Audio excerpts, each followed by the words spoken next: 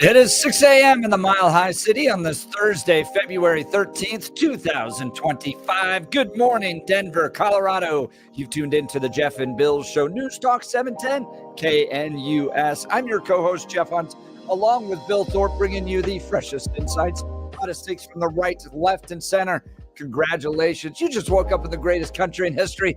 Donald Trump is your president, and we are off and running. We got a whole show planned for you of engaging discussions, critical analysis, but most importantly, your phone calls and texts, because this is where Denver's voice is heard loud and clear. So grab a cup of coffee, Denver, pick up that phone, give us a call, 303-696-1971, or text us on the Dan Caplis Law text line at 720-819-5115. We've got a lot to talk about today. Tulsi Gabbard is confirmed, and Bernie Sanders not voting for her after she went to bat for him. I want to talk about that. Stephen Tubbs is going to join us. He's the public information officer for the DEA Rocky Mountain Division. He's got the top 10 most dangerous criminals they have caught to date. We're going to be talking with him about those details. Immigration lawsuits.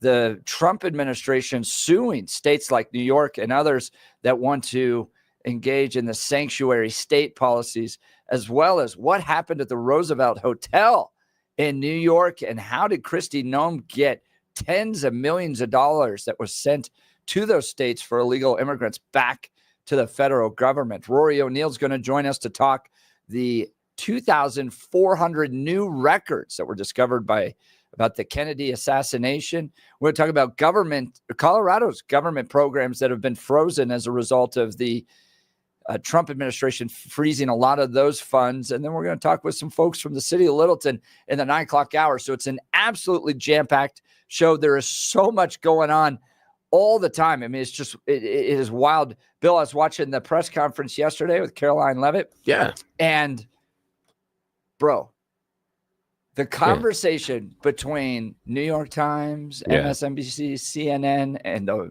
Trump administration is, I'm not kidding you, word for word, the conversation we had on yesterday's show. That is awesome. We were tapped right into it. That is fantastic. See, for all the haters that are out there, we're not as think as you stupid we are. You know, that maybe we are on the thing here.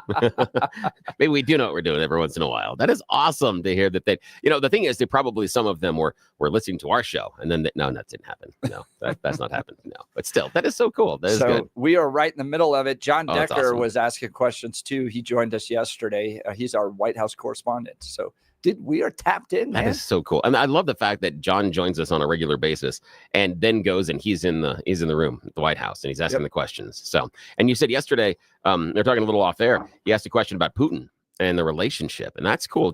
And it was a nice open-ended question. How do you define the relationship Donald Trump has with Putin? How does he view allies, Putin? enemies, threats, all that. And Caroline Levitt had a really good response to that too. Oh, what did she say? Was they are adversaries. Yeah. We see Russia as an adversary, but Donald Trump wants to find ways to work together on common ground for the peace of all people. Oh, there we go. Good response. And that's why I could not be in the White House press room. I would have gone 24 hours. Didn't he say the phone call? Is this the phone call in which he settles the war? He said it would take one phone call. Is Putin doing the favor and that's why they would kick me out and say, you're not allowed here tomorrow. So that's why I can't be there. That's okay. At least I understand my own limitations. Let's get you one. You need to fill out that little application so you can become a member of the White House. The alternative media. Yes, that's what I need to be. The alternative. One day, one shot. Yes. That's all. Oh, yeah. For all the marbles. Yeah, if there's anything that self-defines me better than anything else, it's the alternative media, just in general. Alternative to everything. Absolutely everything. Both the left and the right, just I'm saying. So lots of news to cover, and you're going to hear the conversations right here, the debate that the nation is having on the Jeff and Bill Show. But they don't have Blake Olson. Yeah, they don't. Blake Olson, news and comment.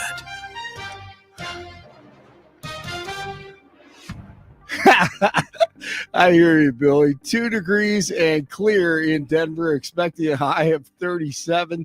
The 7-10 5-day forecast coming up. Our top story.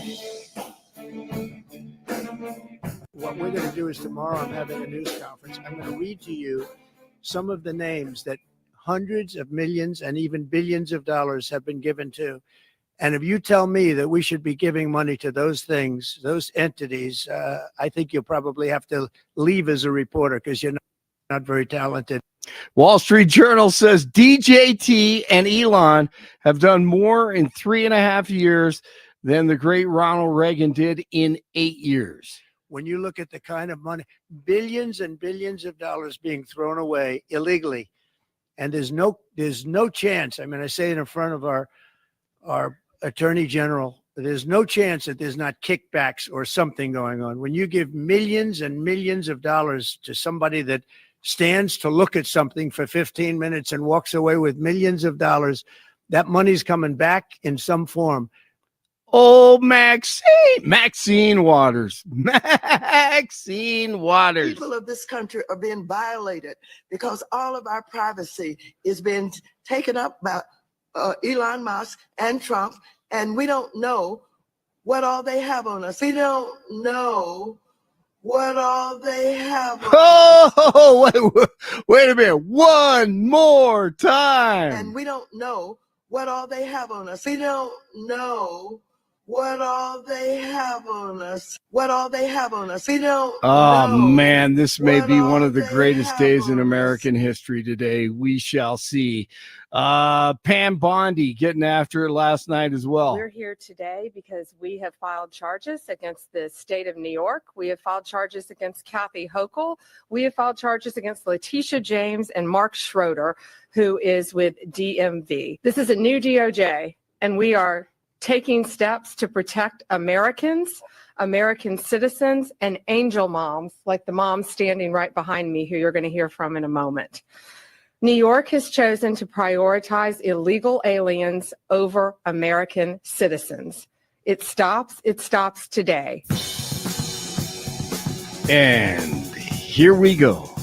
It's February 13th, and I hope we remember this day forever. We shall see. Denver Mayor Mike Johnston wants voters to approve new general obligation bonds to fund investment in infrastructure, recreation, and the arts.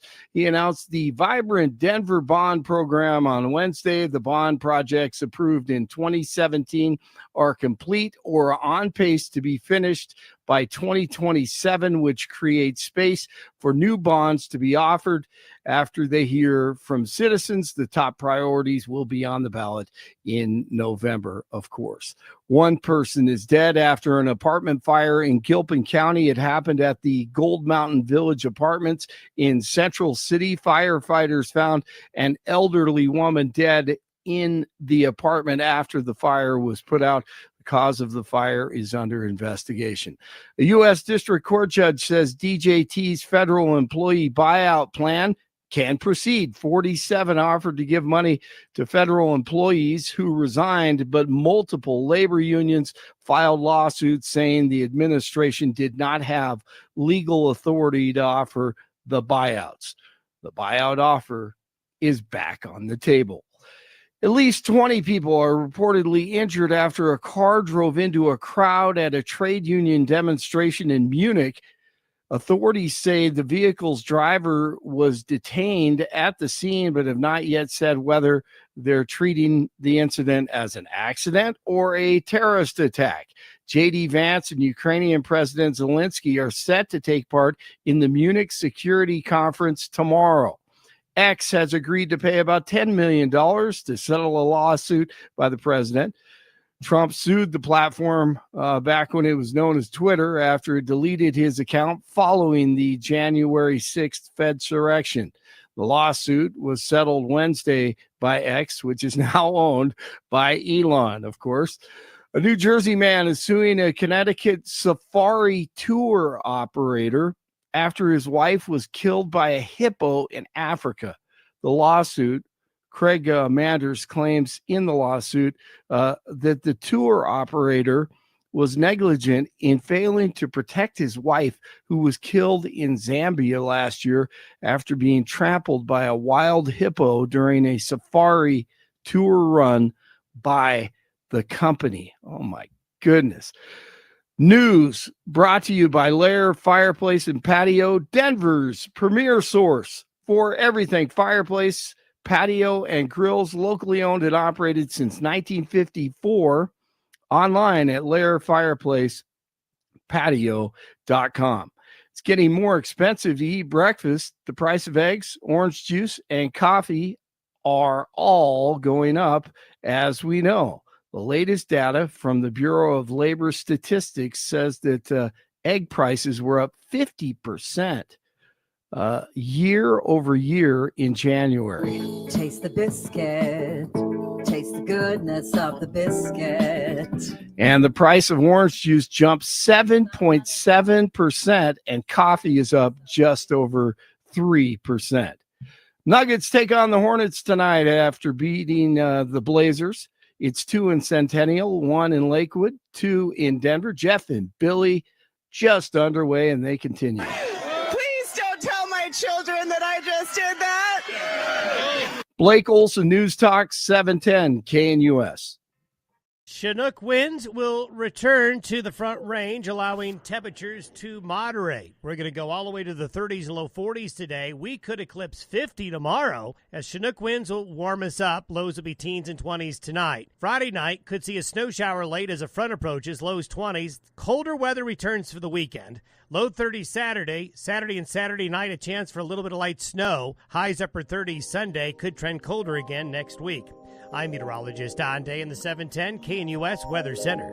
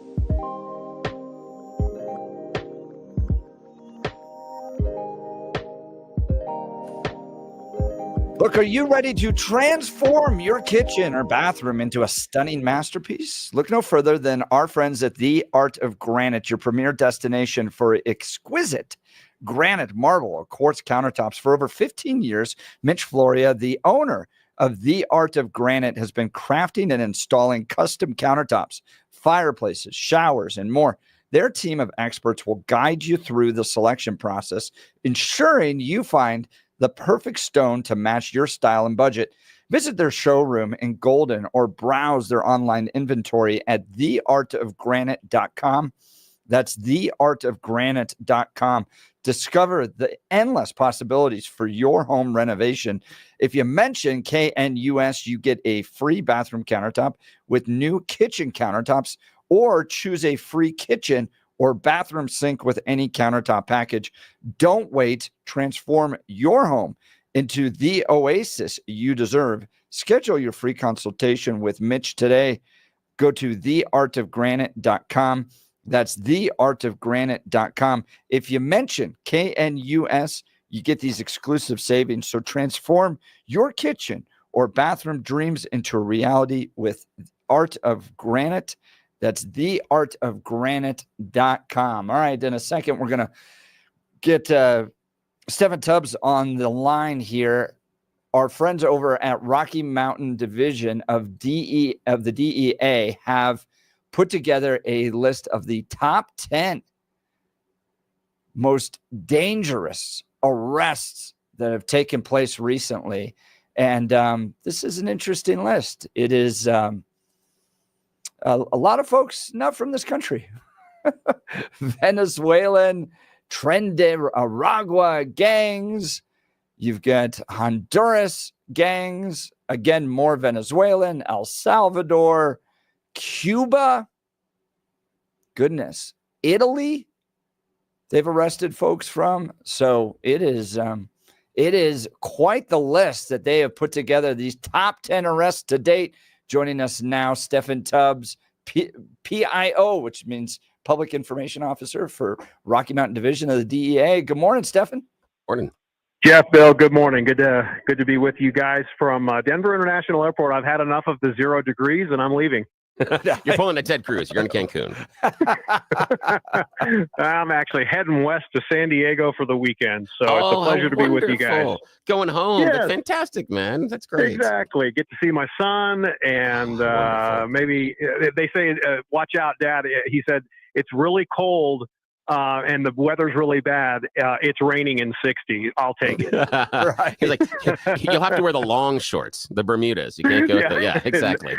No doubt. Now, let me ask you guys: did you see the top 10 pictures and all of that? Did that come through to you guys? We did. We're looking at it right now, and we were reading off some of the nationalities: Venezuelan, Honduras. Italy, Salvador. Cuba, right? El Salvador. Now, this is top 10 arrests to date. How far does that go back? So that, Jeff, is just in the last 2.5 weeks. So you guys certainly know that on January 26th, there was an early Sunday morning. It was 8 degrees. It was light snow. And there was this makeshift nightclub in Adams County. And this had been an investigation that had started, as we've discussed with you guys before, back in August. And in August, we intercepted 12 kilos of fentanyl pills, about 130,000 fentanyl pills that were coming presumably from Southern California through Utah, up to 15, then to I-70. And those pills, through, investigative work, they were determined that not only were they being smuggled by a member of Tren de Aragua, but they were headed to Aurora. And if they were headed to Aurora and it was TDA, you can probably imagine one of the locations. And, we can talk about that in a minute. But on January 26th, it started. And the top 10, and I'm sure you guys will put it out on social media. And, we did a lot of press with Denver area media yesterday. So those are just the top 10. They're not necessarily even the worst.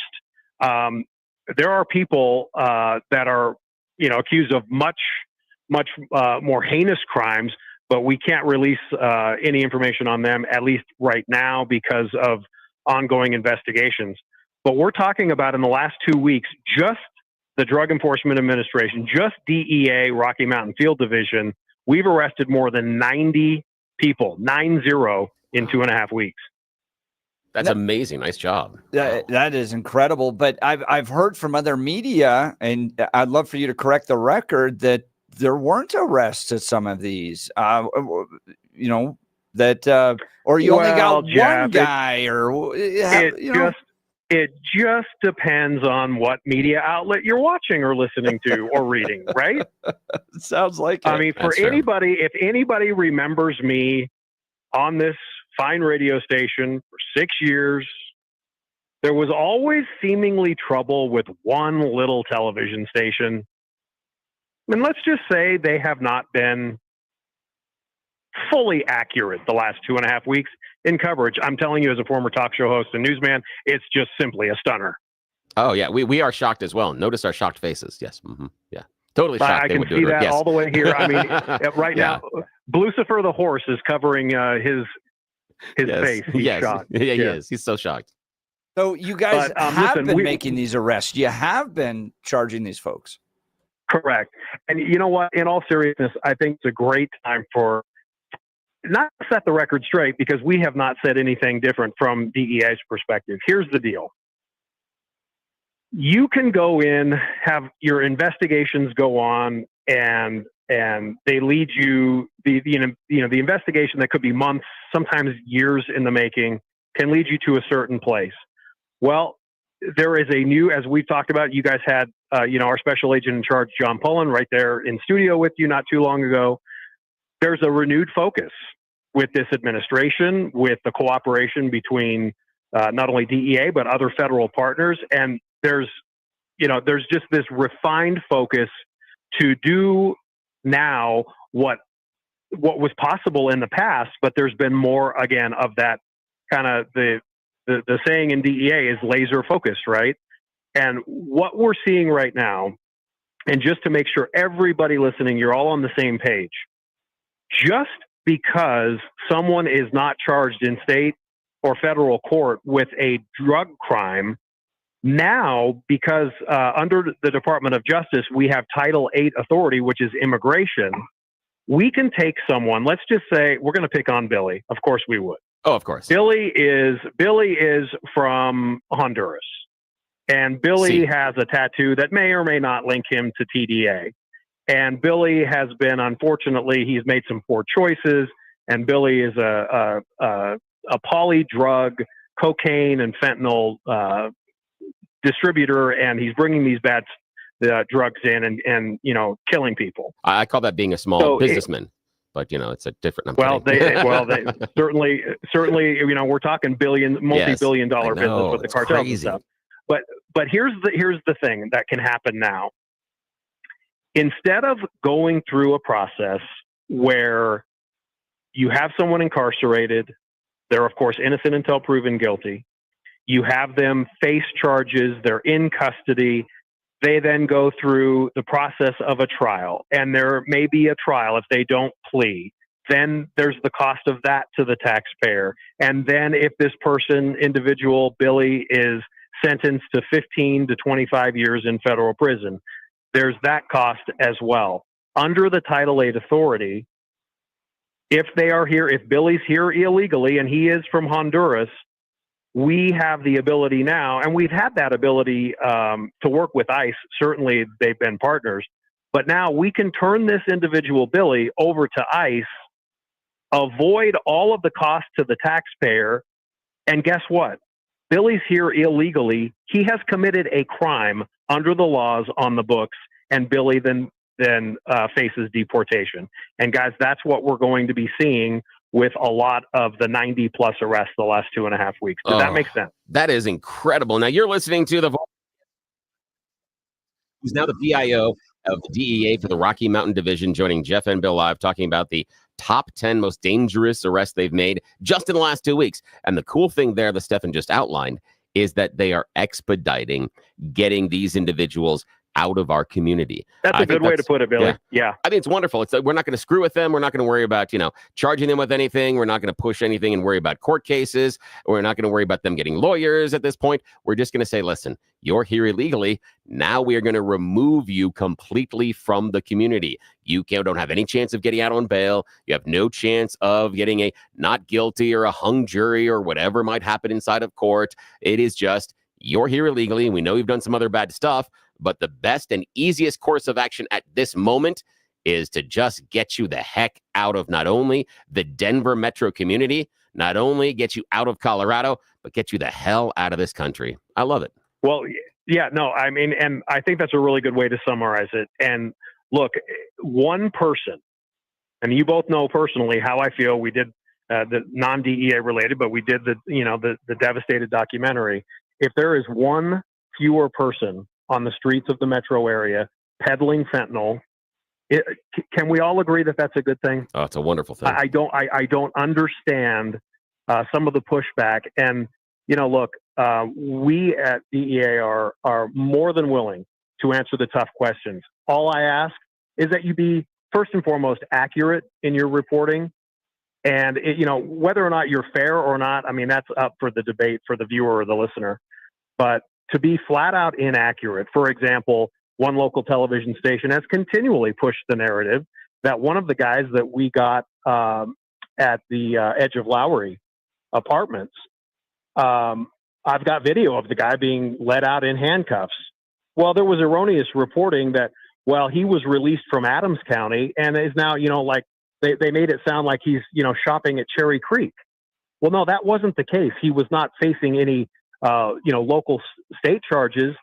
But guess what? As soon as he was released from Adams County, he was placed immediately into ICE ERO custody, and he's either been deported already or he's currently still in federal custody.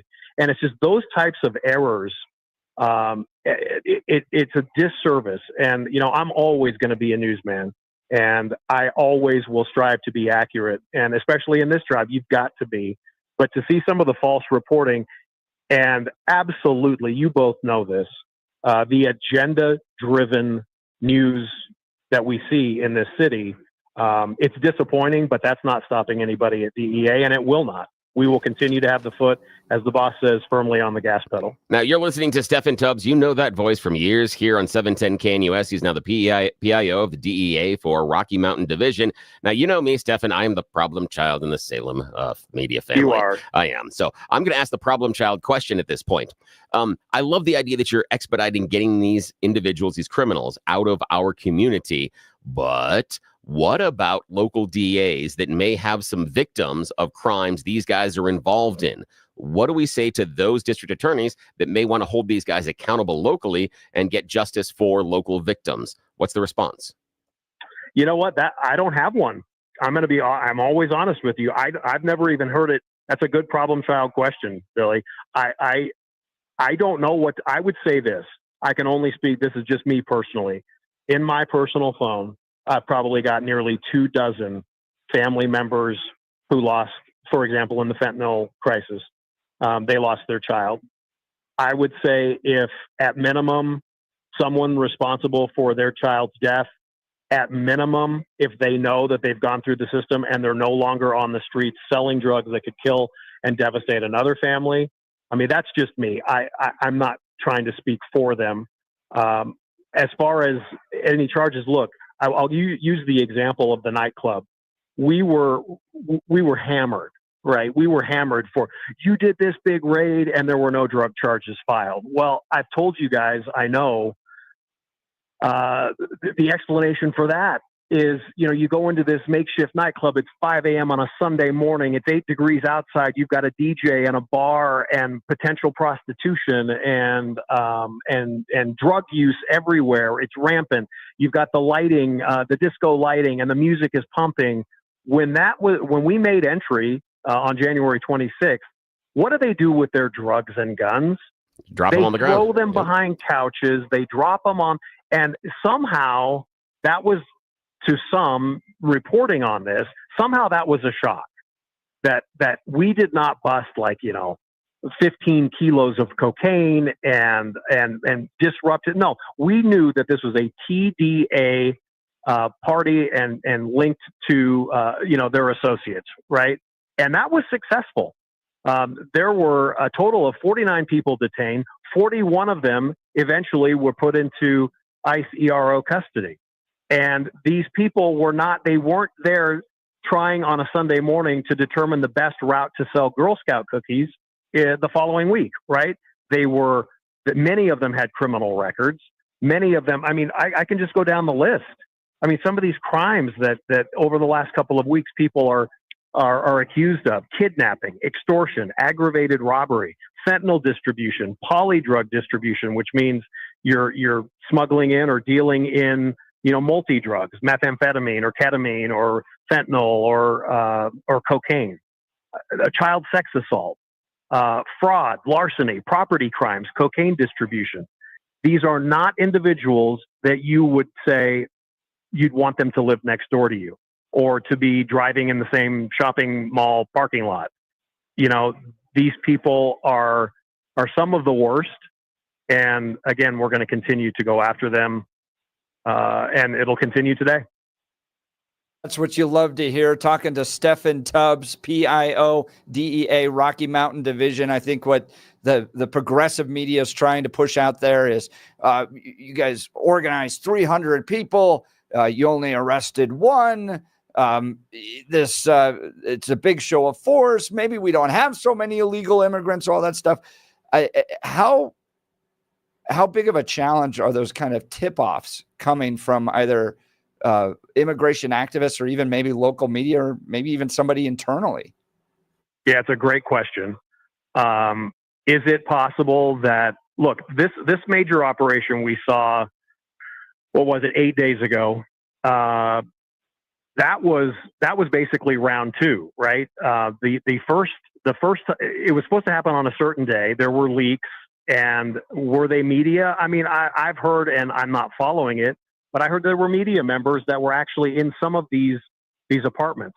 Certainly 8 days ago at Cedar Run, which is 888 Oneida, which is kind of right off like Leetsdale and Quebec. There were activists out there almost at the same time we arrived with bullhorns. I mean, somebody's been tipped off, but it's frustrating for me. I'm not going to say it is for our men and women agents, but I know kind of how the media works, and it's frustrating. It's not going to deter us from what we're doing. But the message that I think some are trying to still, Jeff and Bill, they're still trying to convey this narrative that even DEA is going in and pulling out kids from schools, and without a warrant, we're knocking and pulling people out making breakfast. That just is not true. We conducted at least 2 federal search warrants 8 days ago. And I want to give you just an anecdote. Not everybody at these apartments even are up in arms about the law enforcement activity. There was a grandmother. And let me just, as a sidebar, did you guys possibly see the picture that we posted on the DEA Rocky Mountain X page? It was basically graffiti, but I'll tell you exactly because it's emblazoned in my mind. What was written in English on a wall, an interior wall of the same building where 3 people have died of fentanyl poisoning the last month. And it said, "In loving memory of those lost to drugland." I didn't write that. None of our federal partners wrote that. That was scrawled, that graffiti, and I'll send you both a picture, and maybe you can post it. Right next to that, in a stairwell, was a woman, probably 50s or 60s, and she only spoke Spanish. And one of our assistant special agents in charge, Dave Oleski, who you guys have had on the show, and he certainly, when I was at KNUS, was on my show all the time. He's a wonderful man, caring, great father, incredible human being. He starts to speak with the grandmother in Spanish, and she tells him how happy she is that finally something is being done in this particular apartment building. She'd been the victim of 2 robberies. Her car was stolen. Her daughter and granddaughter lived maybe 3 or 4 doors down from where we executed a federal search warrant 8 days ago. And she was thankful. Now, you're not going to see that, or you're not going to hear a lot of that kind of coverage on most of the media. Instead, they want to make this that, again, we're doing things that well, at least in the media's mind, that we shouldn't do. And that grandmother and that graffiti, if you will, on the wall will always stick with me because, I mean, in loving memory of those lost to drugland, I mean, somebody wrote that, and it wasn't us. How long it had been there, but the fact that that was on a wall in the building where 3 people in the last 30 days had died of fentanyl poisoning, it was quite impactful. Talking to Stephen Tubbs, PIO, that means Public Information Officer for the DEA Rocky Mountain Division. Stephen, I went down to the anti-Trump protest down there and in front of the Capitol. Great videos, Jeff. Spent like 4 hours. I actually ran out of phone battery. I could have spent 8 hours down there. I was having so much fun talking to folks. But I got to tell you, when I actually asked folks about the criminals, the rapists, the drug dealers, the Venezuelan gangs, not a single person there disagreed with the idea of getting them out of this country. This thing is getting murky, and that's being done purposely by progressive activists that want to muddy the water when it comes to safety. Even the most progressive, ardent immigration or illegal immigration supporters are looking at their communities going, we have serious criminals that need to go. And the people that are getting them out, Rocky Mountain DEA, we're so proud of the work you guys are doing, Stephen. Thanks for taking time this morning to join us. Yeah, thank you so much. Hey, guys. Thank you for having me and for making the time. This is not going to end.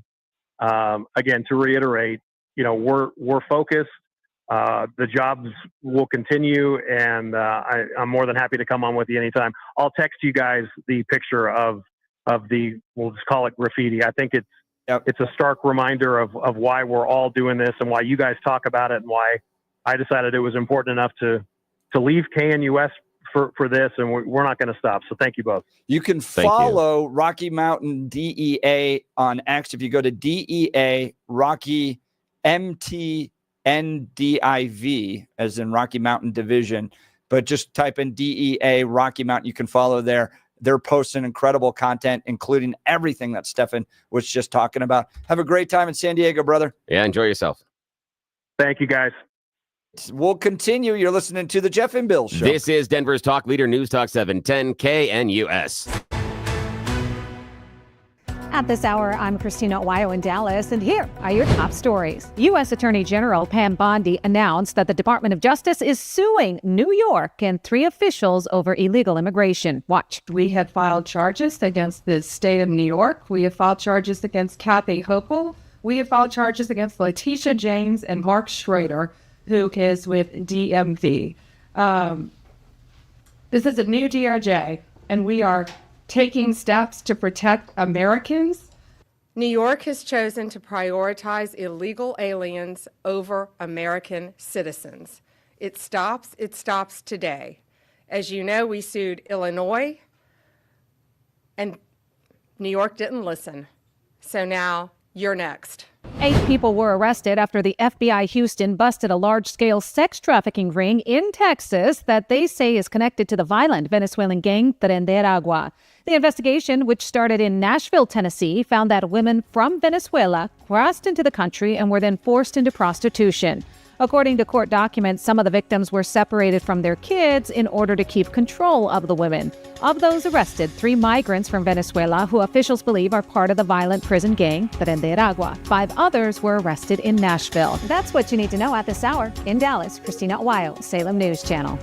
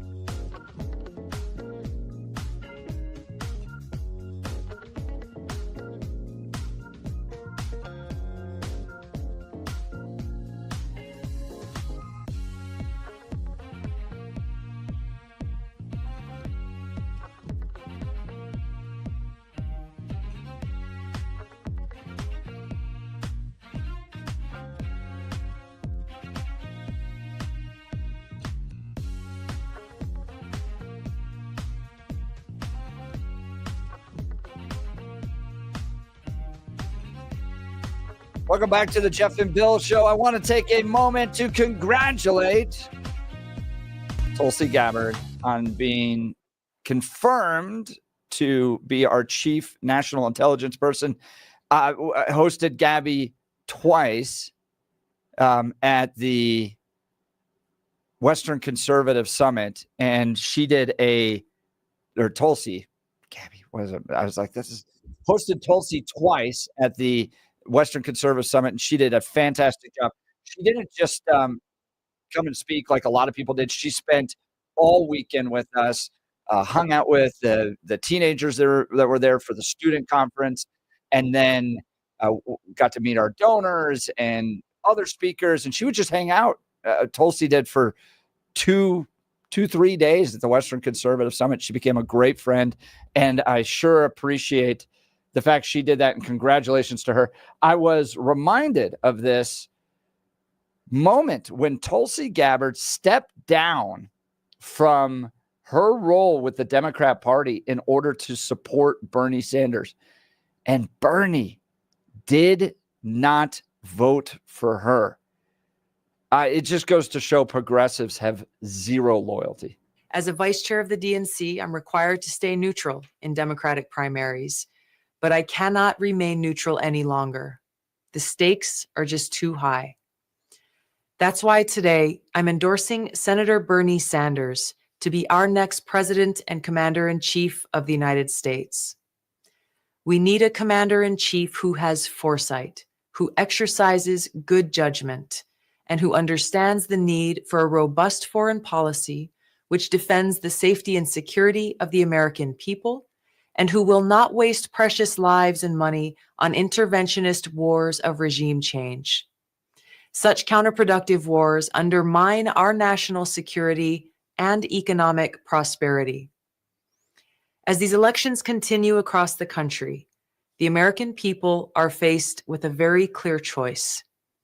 We can elect a president who will lead us into more interventionist wars of regime change, or we can elect a president who will usher in a new era of peace and prosperity. It's with this clear choice in mind that I'm resigning as vice chair of the DNC so that I can strongly support Bernie Sanders as the Democratic nominee for president of the United States. And now I ask you, stand with me and support Bernie Sanders. That was Tulsi Gabbard. That was part of her leaving the Democrat Party. She was committed to supporting Bernie Sanders.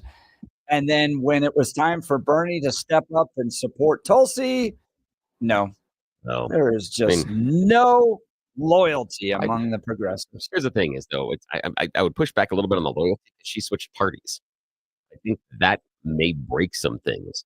That the idea of loyalty. I mean, if things were reversed, and it was Republican that came over to the Democrat side, I'm not certain we would critique the Republican not voting for the Democrat for any appointment based on a violation of loyalty. Because I would assume that at that point, at least in Congress, party is going to trump person to a certain extent there. I'm just guessing. But, yeah. I look at the votes, though, under Biden, and you had plenty of Republicans that came over and supported Biden's picks. In this case, you have very few Democrats, if any at all, coming over to support Trump's pick. But again, like Tulsi Gabbard's exodus out of the Democrat Party started with that and the Hillary Clinton coup to keep Bernie Sanders from getting the nomination. She got frustrated with the process. She withdrew, supported Bernie Sanders. The Democrats then turned viciously on her. She had no home in the Democrat Party anymore. Republicans and conservatives and groups like us, the Western Conservative Summit, were happy to welcome her as she kind of moved in her worldview from the progressive worldview into the conservative worldview. And the conversations we had were always very pleasant. She always felt very welcomed by conservatives. I think she's become more conservative. People change. Look, I used to be a neocon. I'm not anymore. So people change their political outlets. I used to be a Republican. I mean, you want to have something that'll shock everybody, not just you going from a neocon to where you are now. I used to be a registered Republican. Yeah, that's a shock. So, yeah. You back there. Although I'm not sure the show would be as interesting. No, and you wouldn't want me in the party anyway. I'm a problem. Hey, with all the craziness going on right now, There's always room for a little bit Oh, more. thank you. All right. Jeff Hutt here for my friends at Mountain High Appliance. It's a new year, and it's time for you to get a kitchen upgrade. Save big during Mountain High President's Day event going on now. Save up to $3,700 on premium kitchen and appliances. KitchenAid appliances. KitchenAid has been a trusted name in homes and professional kitchens around the world for over 100 years. Built to last and made for those who love to cook.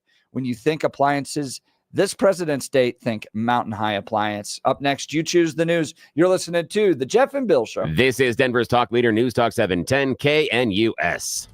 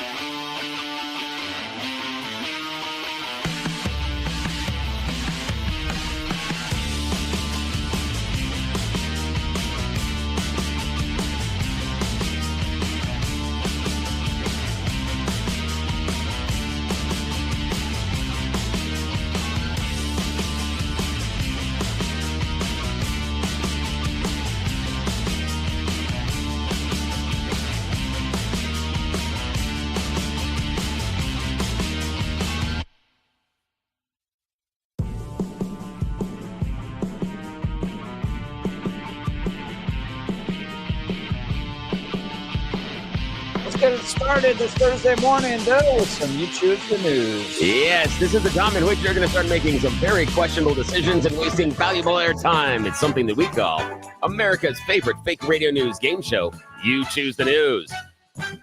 I've scoured the interwebs for moments this morning to find really, really ridiculous stories about us humans, giving them even more stupid headlines so that we can play this fake radio news game show. Why? Because nobody in charge has any idea we are doing this. They don't actually wake up for about another 8 minutes, and so we are going to take full advantage of being left unsupervised, as our parents found out when we were teenagers. And again, remember, though, this is a secret. We cannot tell the people in charge, or all this goes away. All righty, Blake Olson is going to be joining us from the newsroom. Gentlemen, here are your choices this morning. Headline number 1, celebrating like Puffy. Headline number 2, DEI is dead. Long live DEI. Headline number 3, wouldn't touch the stuff. And headline number 4, Jonah Jr. Dude, DEI is dead. Long live DEI. DEI is dead. Long live DEI. We traveled to Raleigh, North Carolina for this one. You may have heard recently that it is the end of the woke. Yes, we are going to be renaming things that had their names changed. Secretary of Defense Pete Hegseth just signed an order directing the military to change the name of Fort Liberty back to Fort Bragg. But did he really? When you dig into it, he's not going back and naming it again after Southern General Braxton Bragg, despite the fact that Braxton's descendants were told that the Army would be naming it again after their great-great-great-great-great-great-grandfather. They're a little disappointed on this, when actually they're going to rename it after Private First Class Roland L. Bragg.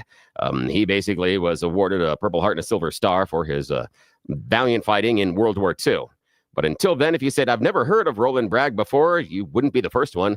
He didn't even have a Wikipedia page until Tuesday.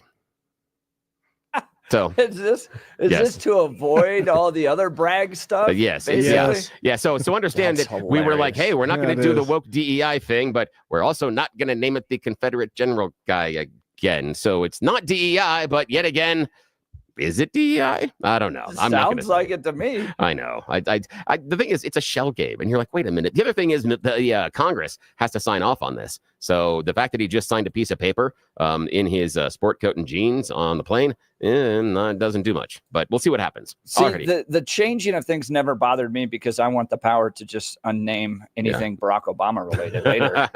Yeah. There we go. Now, all righty, Blake Agree with Olson, you. your choices, sir. Celebrate like Puffy, wouldn't touch the stuff, or Jonah Jr. Wow. Those are some great choices, Billy. Thank you, because I'll You're never welcome. celebrate like Puffy. So let's go. What is it, Jonah Jr.? Is that what you said? Yes, Jonah Jr. Okay. Yes, Jonah Jr. Now we go back into the Bible for this one. You may remember the idea of Jonah being swallowed by the whale. Well, an extraordinary encounter that was caught on camera, a young man's kayaking adventure, took a Jonah-like disastrous turn. A whale emerged from the depths and engulfed him all the way inside its mouth. His father was just a couple of hundred yards, not a couple hundred yards, I'd say about 50 yards away, and got it on video. Father held it together for a second because about 30 seconds later, the whale spit him back out. What? Yeah, and then he paddled over to his dad. Yes, the footage shows the whale breaking the surface, swallowing the kayaker. It's a couple of seconds, but it seems like it goes on for hours, and then it comes back out. Yes, so he's okay. Legendary. I know. That's amazing. You put that on a t-shirt. And then you save that on your phone. You're like, hey, did you see my video? Yeah, that's what you do with that one. Exactly. Yeah, if a whale swallows you and spits you out, absolutely. Oh God. Good. Okay, final choice. Jeff, this morning, celebrate like Buffy or wouldn't touch the stuff? I'm not going to touch that stuff. No, don't touch this stuff. Over 60 years, Ringo Starr has been the center of many, many, many bizarre conspiracies. But recently, on appearance on Jimmy Kimmel Live promoting his brand new solo album, Look Up, he confirmed one of them. Ringo Starr has never eaten pizza, despite being a spokesperson for Pizza Hut back in the 1990s. When asked about it, he goes, yeah, it seems strange, but I have an aversion because I'm allergic to several items. And with these allergies, you never know what they're putting on the pizza. So it's such a hodgepodge of things. I can't guarantee I won't have an allergic reaction. So he said, I've never eaten pizza. Wow. Crazy. There you go. I know. All right. We'll back to you, Jeff. continue. We got the illegal immigrant state lawsuits coming up. You're listening to the Jeff and Bill Show. This is KNUS.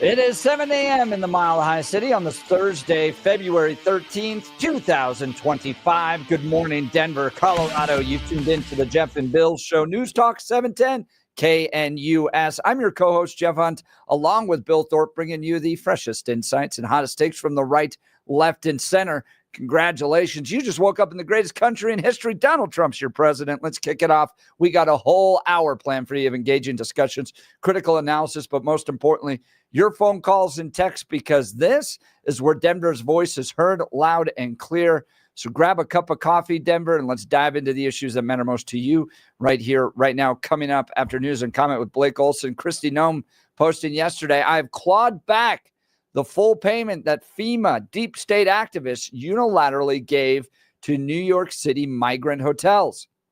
FEMA was funding the Roosevelt Hotel that serves as a TDA base of operation and was used to house Laken Riley's killer. Mark my words, there will not be a single penny spent that goes against the interest and safety of the American people. Pam Bondi announcing new lawsuits against states allegedly failing to comply with immigration actions. This is a new DOJ. At the same time, Denver Public Schools suing the Trump administration to block immigration raids at schools. We're going to cover all of this and more. But first, Blake Olson. Blake Olson. Blake Olson, news and comment. Hey, 3 degrees and clear. Thank you, Jeff and Billy in Denver. Expecting a high of 37 today and sunshine and clear skies. So that means, you know what? It's going to feel like it's 50, 55 with that sunshine and blue sky outside. The 7-10 5-day forecast coming up. Our top story. What we're going to do is tomorrow I'm having a news conference. I'm going to read to you some of the names that hundreds of millions and even billions of dollars have been given to. And if you tell me that we should be giving money to those things, those entities, I think you'll probably have to leave as a reporter because you're not very talented. Huge day in D.C. today. Frauds will be exposed. And guess what?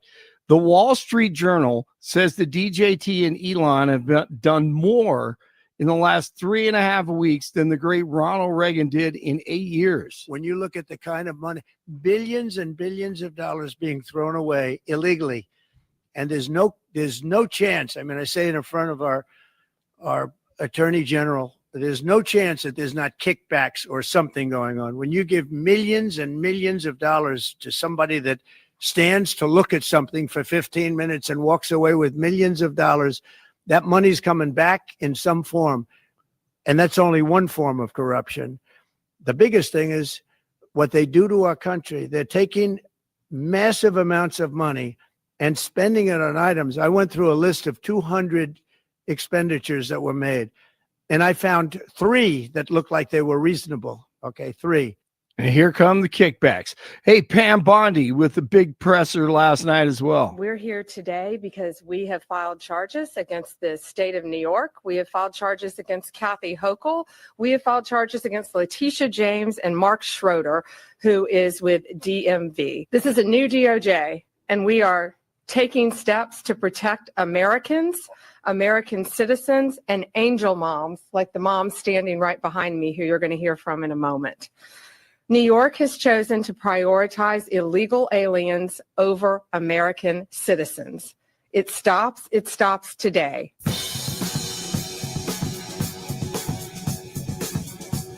And Stephen Tubbs from the DEA Rocky Mountain Division on the show last hour, talking the biggest drug busts in Colorado and TDA the last 2 weeks. And he just used Billy as an example. You know, he's a storyteller. Nice job. Now I understand everything. If Billy were TDA and pushing drugs, now the Colorado DEA can do their job. We have the ability now, and we've had that ability to work with ICE. Certainly, they've been partners.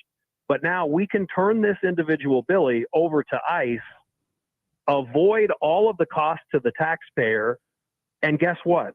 Billy's here illegally. He has committed a crime under the laws on the books, and Billy then then faces deportation. And guys, that's what we're going to be seeing with a lot of the 90+ arrests the last 2.5 weeks.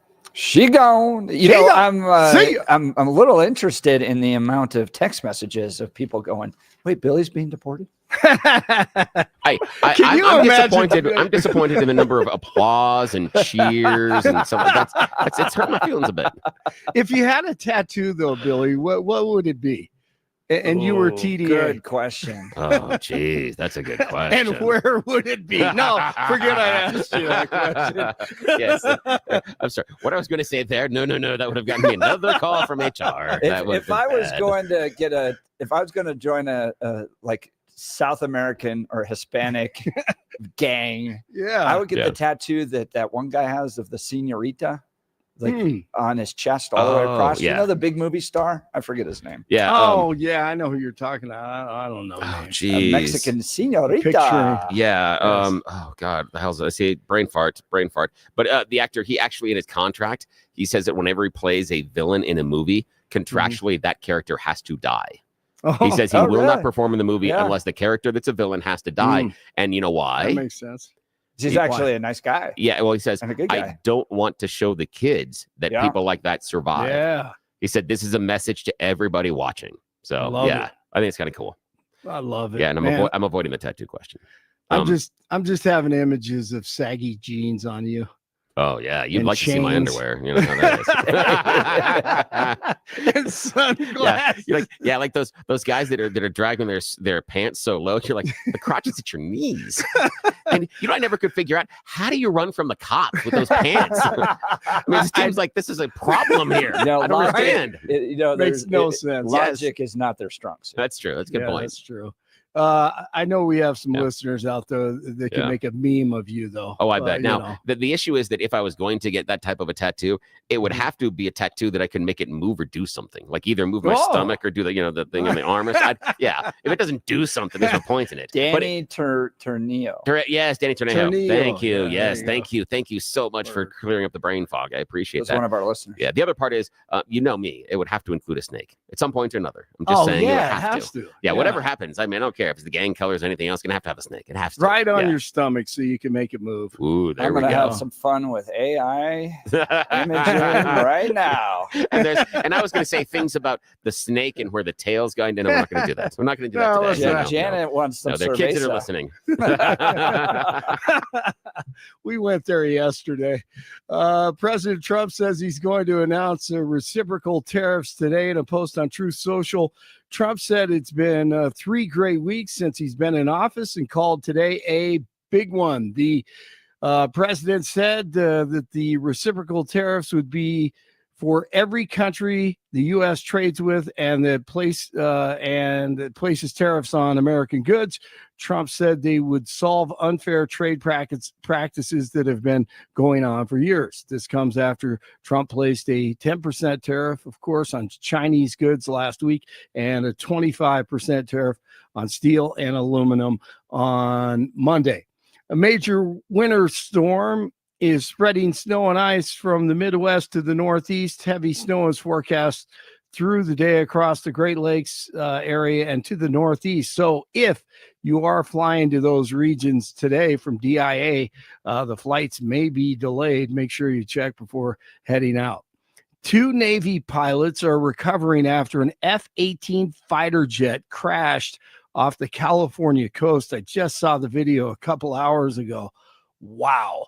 The Navy says that the 2 pilots are in stable condition following Wednesday morning's crash in the San Diego Bay. Officials say the pilots ejected safely before their jet hit the water, prompting a swift response from the Navy, Coast Guard, and Harbor Police. Is Goose okay? Good question. Yeah, it sounds like the crash in Top Gun. Crashed into an ocean. Yo, Goose from Top Gun. Yeah. Sorry, man. I'm bad on all that.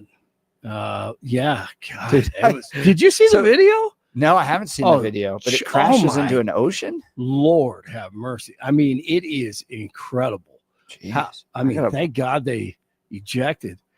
So we've had 3 or 4 crashes, near death experiences A huge amount of loss of life in the crash in DC. Been a lot of stuff happening. Yeah, 4 or 5 incidents. So it looks like they got them both out, the pilots. Yeah, they did. Yeah, they're both so out. Goose is okay. Thank Goose is Jeez, okay. This thing went straight into the water. Yeah, that's crazy. It is nuts, man. It's incredible video. Thank God. I'll post it on my X account. Yeah, please do. It's incredible. Elon is prepared to withdraw his $97 billion bid for OpenAI with one condition. In a court filing on Wednesday, a lawyer for the tech billionaire said that Musk will withdraw his bid for the AI nonprofit if its board of directors preserve the charity's mission and halt its conversion to a for-profit corporation. The offer was quickly dismissed by OpenAI. Washington, D.C.'s Watergate Hotel is notifying guests about a data breach that happened last year. A post on the hotel's website says that someone accessed the Watergate's records last April. The hotel says names, social security numbers, financial account information, and other data may have been exposed. Nuggets take on the Hornets tonight. NBA action after defeating Portland. It is 2 degrees in Englewood, 1 in Boulder, 3 in Denver. Jeff and Billy continue. And we don't know what all they have on us. We don't know what all they have on us. Blake Olson, News Talk 710 KNUS. Chinook winds will return to the Front Range, allowing temperatures to moderate. We're going to go all the way to the 30s and low 40s today. We could eclipse 50 tomorrow as Chinook winds will warm us up. Lows will be teens and 20s tonight. Friday night could see a snow shower late as a front approaches, lows 20s. Colder weather returns for the weekend. Low 30s Saturday and Saturday night, a chance for a little bit of light snow. Highs upper 30s Sunday, could trend colder again next week. I'm meteorologist Don Day in the 710 KNUS Weather Center.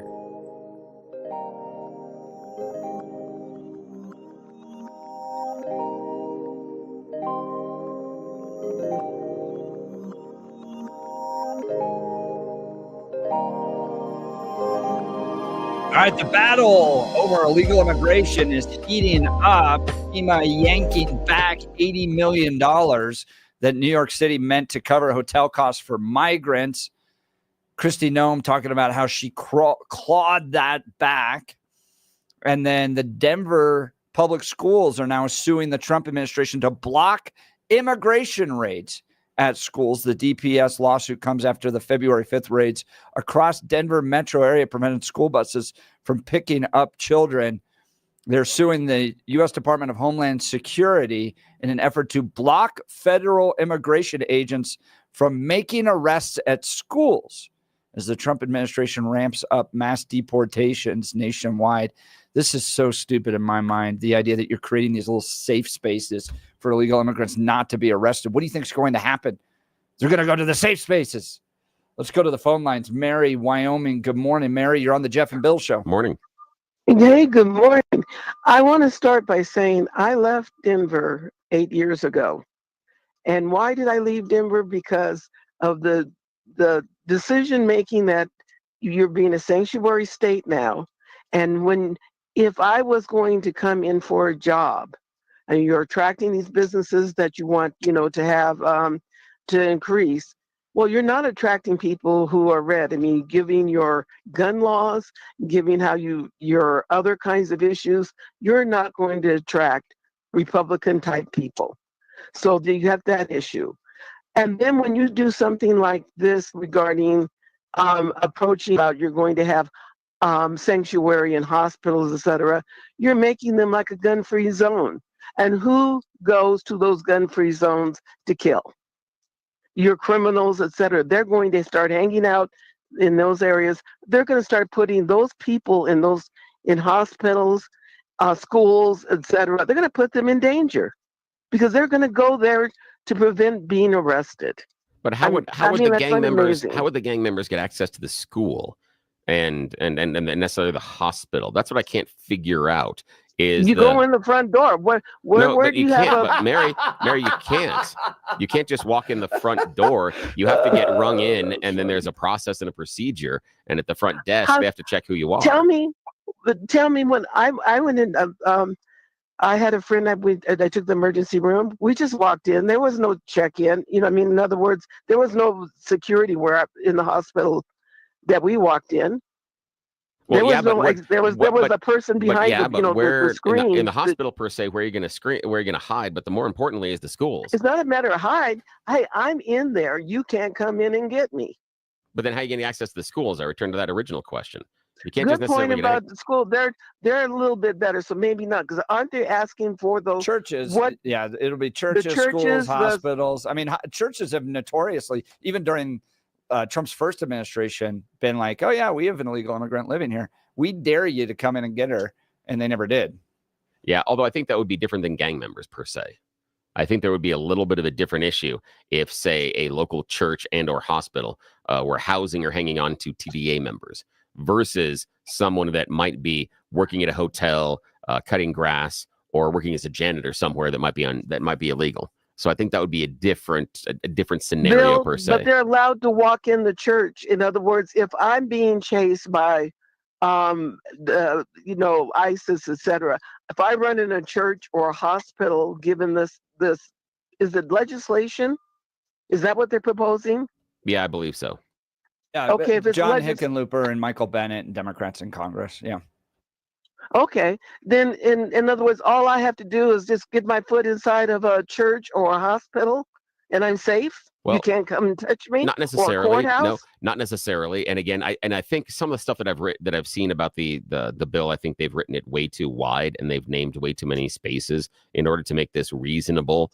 And for it to pass, I think it's going to be more show. But the issue that I've got is that, again, if we're talking about chasing down criminals, we can have a different conversation about people that are here illegally and are working under the table or working on fake documents. But I think we're more important. But isn't that who they're protecting with this bill? But but the issue, I'm trying to delineate the two categories of groups, and I'm just saying that I am less concerned about them having a sanctuary for someone that is here undocumented and is working under the table or working on false documents versus the criminals, versus the TDA gang members. And I would be hard pressed to think of any church or even a hospital or a school that would act as base.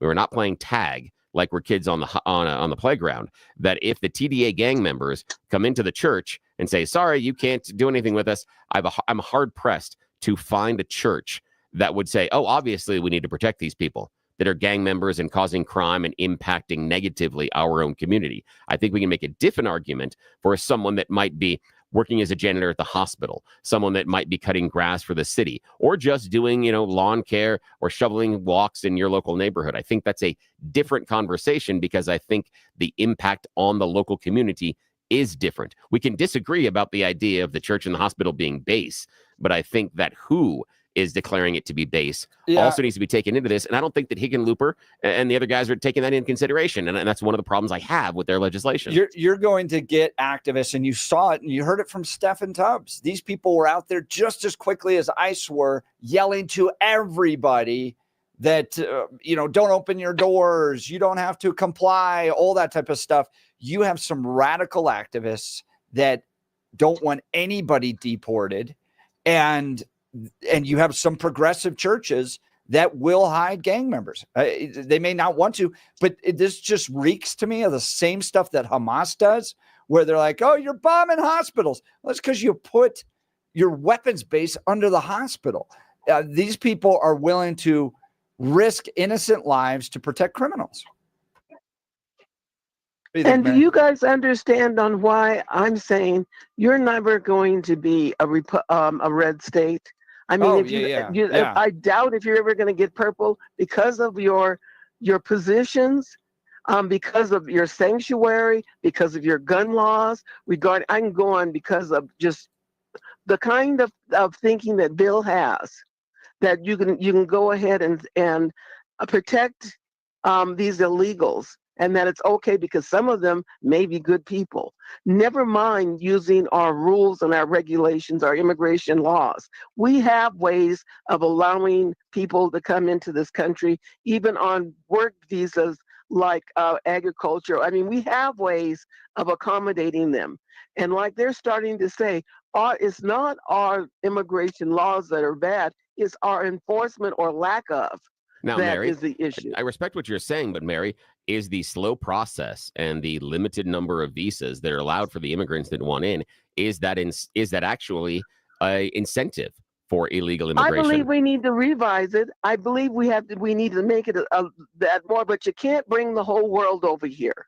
We can't. I don't we think we're can't looking at support bringing the whole. I don't think we're Really? bringing the whole. I don't think we're bringing the whole world over here. But where I'm Excuse me, pushing back on millions this. and millions and millions in Well, a short period of time. but You think our culture can absorb it?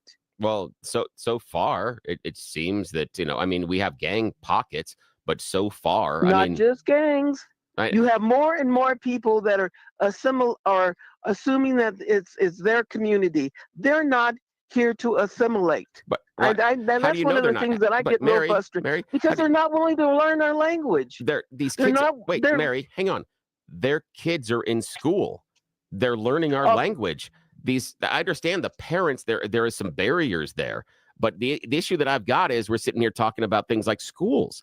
We have those kids in our public schools. Those are kids that our are immigration laws require that they know the language, that they're not on subsistence, that they're self-supporting, all the things that these people are not.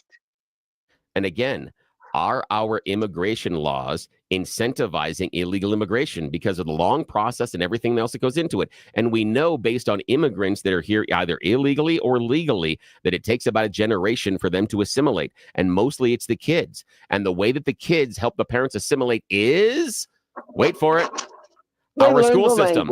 Our school system. And that's where they learn the language. That's how. So that's the part that I'm pushing back on. And I understand the idea of the criminals, but I do have an intellectual disagreement with the idea that we are going to view someone that comes across the border and is trying to make a better home, a better life for their family here or their family back home. And other than crossing the border illegally, they're not. Hang on, Mary. Our job hang on, Mary. I know it's not our job, but I am drawing personally an intellectual distinction that I view them differently than the people that come here and perpetrate crime. I view those two classes of people totally differently. I'm not saying that I excuse the person that came here illegally, but I'm not holding them to the same contempt and the same standard that I have on the criminal gang members that are here. I view them as different populations. I don't think you do. And I'm asking, when is enough enough? How many do we take? How many of these do we take that do not? Oh, no, I didn't cut Mary off. She's still connected there. I didn't. Are you there, Mary? I'm holding. I didn't cut her off. I didn't. Everyone thinks it's always me. I didn't. I think hopefully she'll call back. We'll get Mary back here. I mean, that's the debate. That is the debate that I've learned going down and talking to the immigration activists. They feel like those that have come here illegally,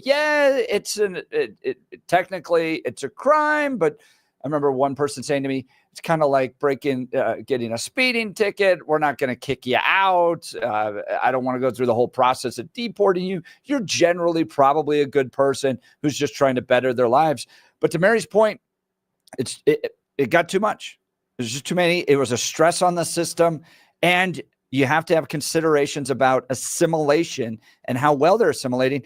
And I take a different perspective that if you broke the law, I don't consider you to be a good citizen if the first act you did coming into this country was to break one of our immigration laws. So join the conversation. Phone lines are open, 303-696-1971. Bill, I got to show you these AI-generated gang. Oh, Jesus. I can't wait to see these. Okay, we'll take a look. These up here in a second. Or text us on the Dan Caplis Law text line at 720-819-5115. Do you know a high school student who has a passion for engaging in cultural and political issues? The knowledge and skills needed to impact the world through civic engagement is an ever-increasing need in today's society. Colorado Christian University is at the forefront of meeting this crucial need, equipping the next generation of competent, convictional Christian leadership in American politics. CCU's degree program in politics with an emphasis in public policy prepares students for the complex challenges of modern politics from an unapologetically Christian and foundationally conservative worldview. In this distinct program, students learn how to impact public policy and advance Christian conservative ideas. Colorado Christian University also houses the Centennial Institute, a think tank committed to mobilizing ideas on faith, family, and freedom to strengthen America's future. CCU's mission to produce graduates who impact the world with grace and truth applies in no greater measure than to our politics and public policy program. Apply today at ccu.edu/apply. That's ccu.edu/apply. We'll continue with your phone calls and texts. You're listening to the Jeff and Bill Show. This is Denver's Talk Leader, News Talk 710 KNUS.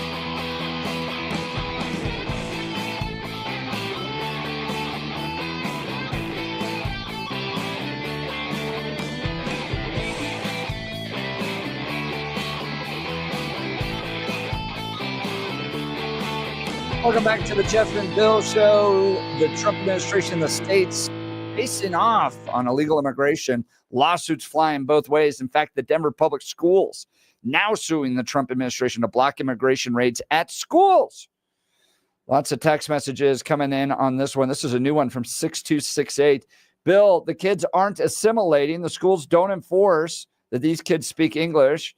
They provide translators. When they go home, they speak their native language, and the parents aren't learning English. Yeah, I understand the perspective, but that's somewhat incorrect because the kids are in school with English speakers. And so, yes, ESL programs do provide translators in some areas, but what they do is they blend them as far as English.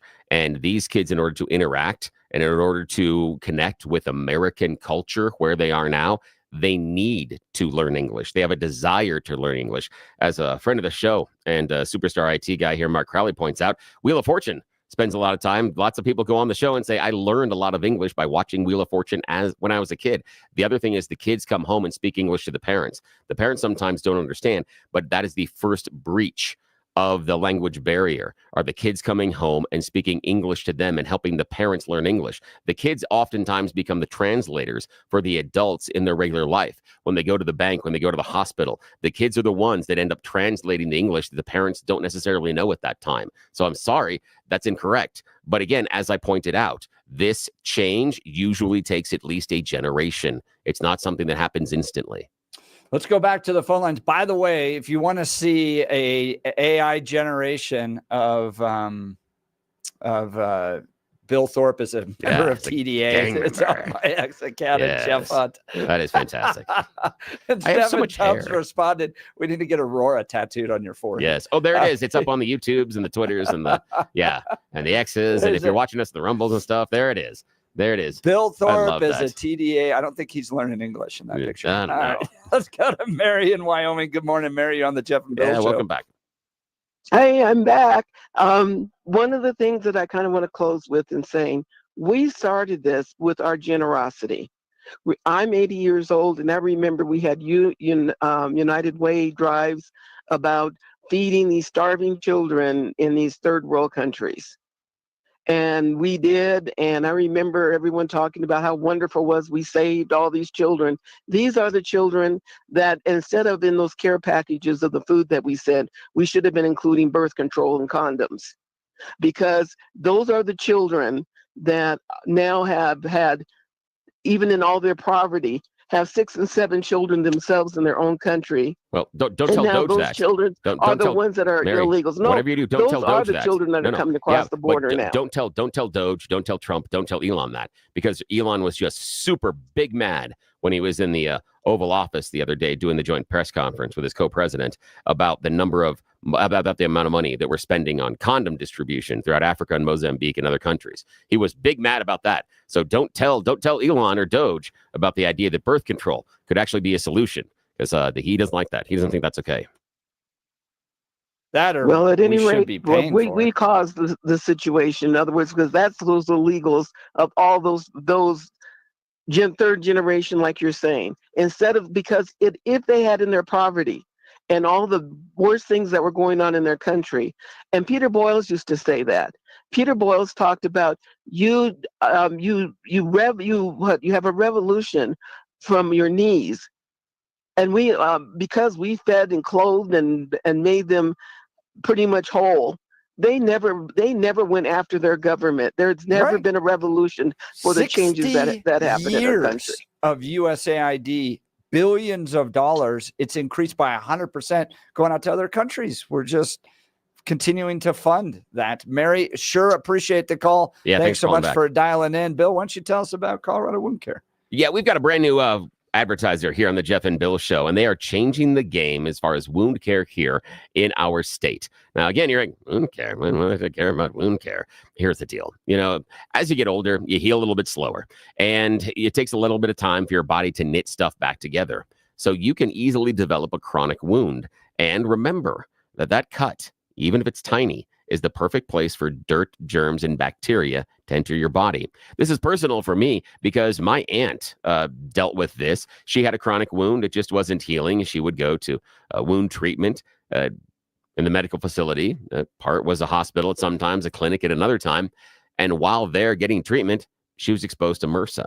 MRSA got access to her body through the open wound. That little tiny cut became a very, very big deal. She spent weeks in the hospital over and over. Eventually, it led to some amputations. It impacted her life for years. And it wasn't just because she got a little cut.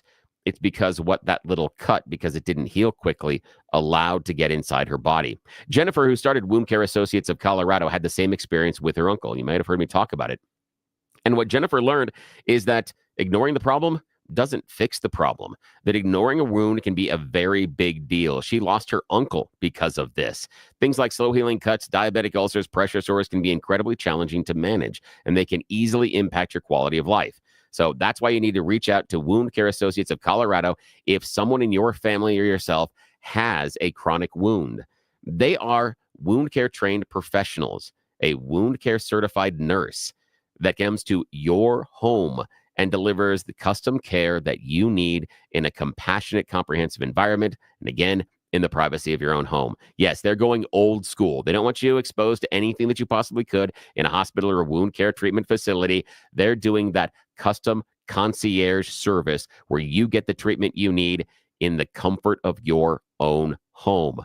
How cool is that? Reach out to them today at coloradowound.com, coloradowound.com.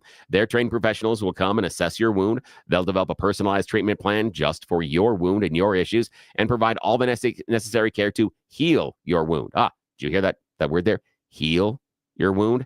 That's the other reason that Wound Care Associates of Colorado are complete game changers in this space. Other wound care treatment facilities want to maintain the wound. That's what was going on with my aunt. That's why she was exposed to MRSA, because they weren't healing the wound. Why the hell does that make any sense? Why would it make any sense that you're getting treatment for an open wound, but the one thing they're not trying to do is make it better? That's not what Wound Care Associates of Colorado does. They'll make sure that you get all the comprehensive care that you need in the comfort and privacy of your own home, and they'll give you everything necessary to heal your wound. Think about it. Receive expert care in your own home, a tailored care plan that addresses your specific needs, and it reduces the risk of complications and promotes healing. They're not ignoring the problem. They're fixing the problem. coloradowound.com. Talk to Wound Care Associates of Colorado today. If your loved one is struggling with a chronic wound, do not wait. That little problem can become a big problem. coloradowound.com, coloradowound.com to schedule your in-home visit today. And when you talk to them, tell them you heard about them here on the Jeff and Bill Show, because we really appreciate it. Thanks. The FBI says it has discovered 2,400 new records associated with the assassination of President John F. Kennedy. National correspondent Rory O'Neill will have the story next. You're listening to The Jeff and Bill Show. This is Denver's Talk Leader, News Talk 710 KNUS.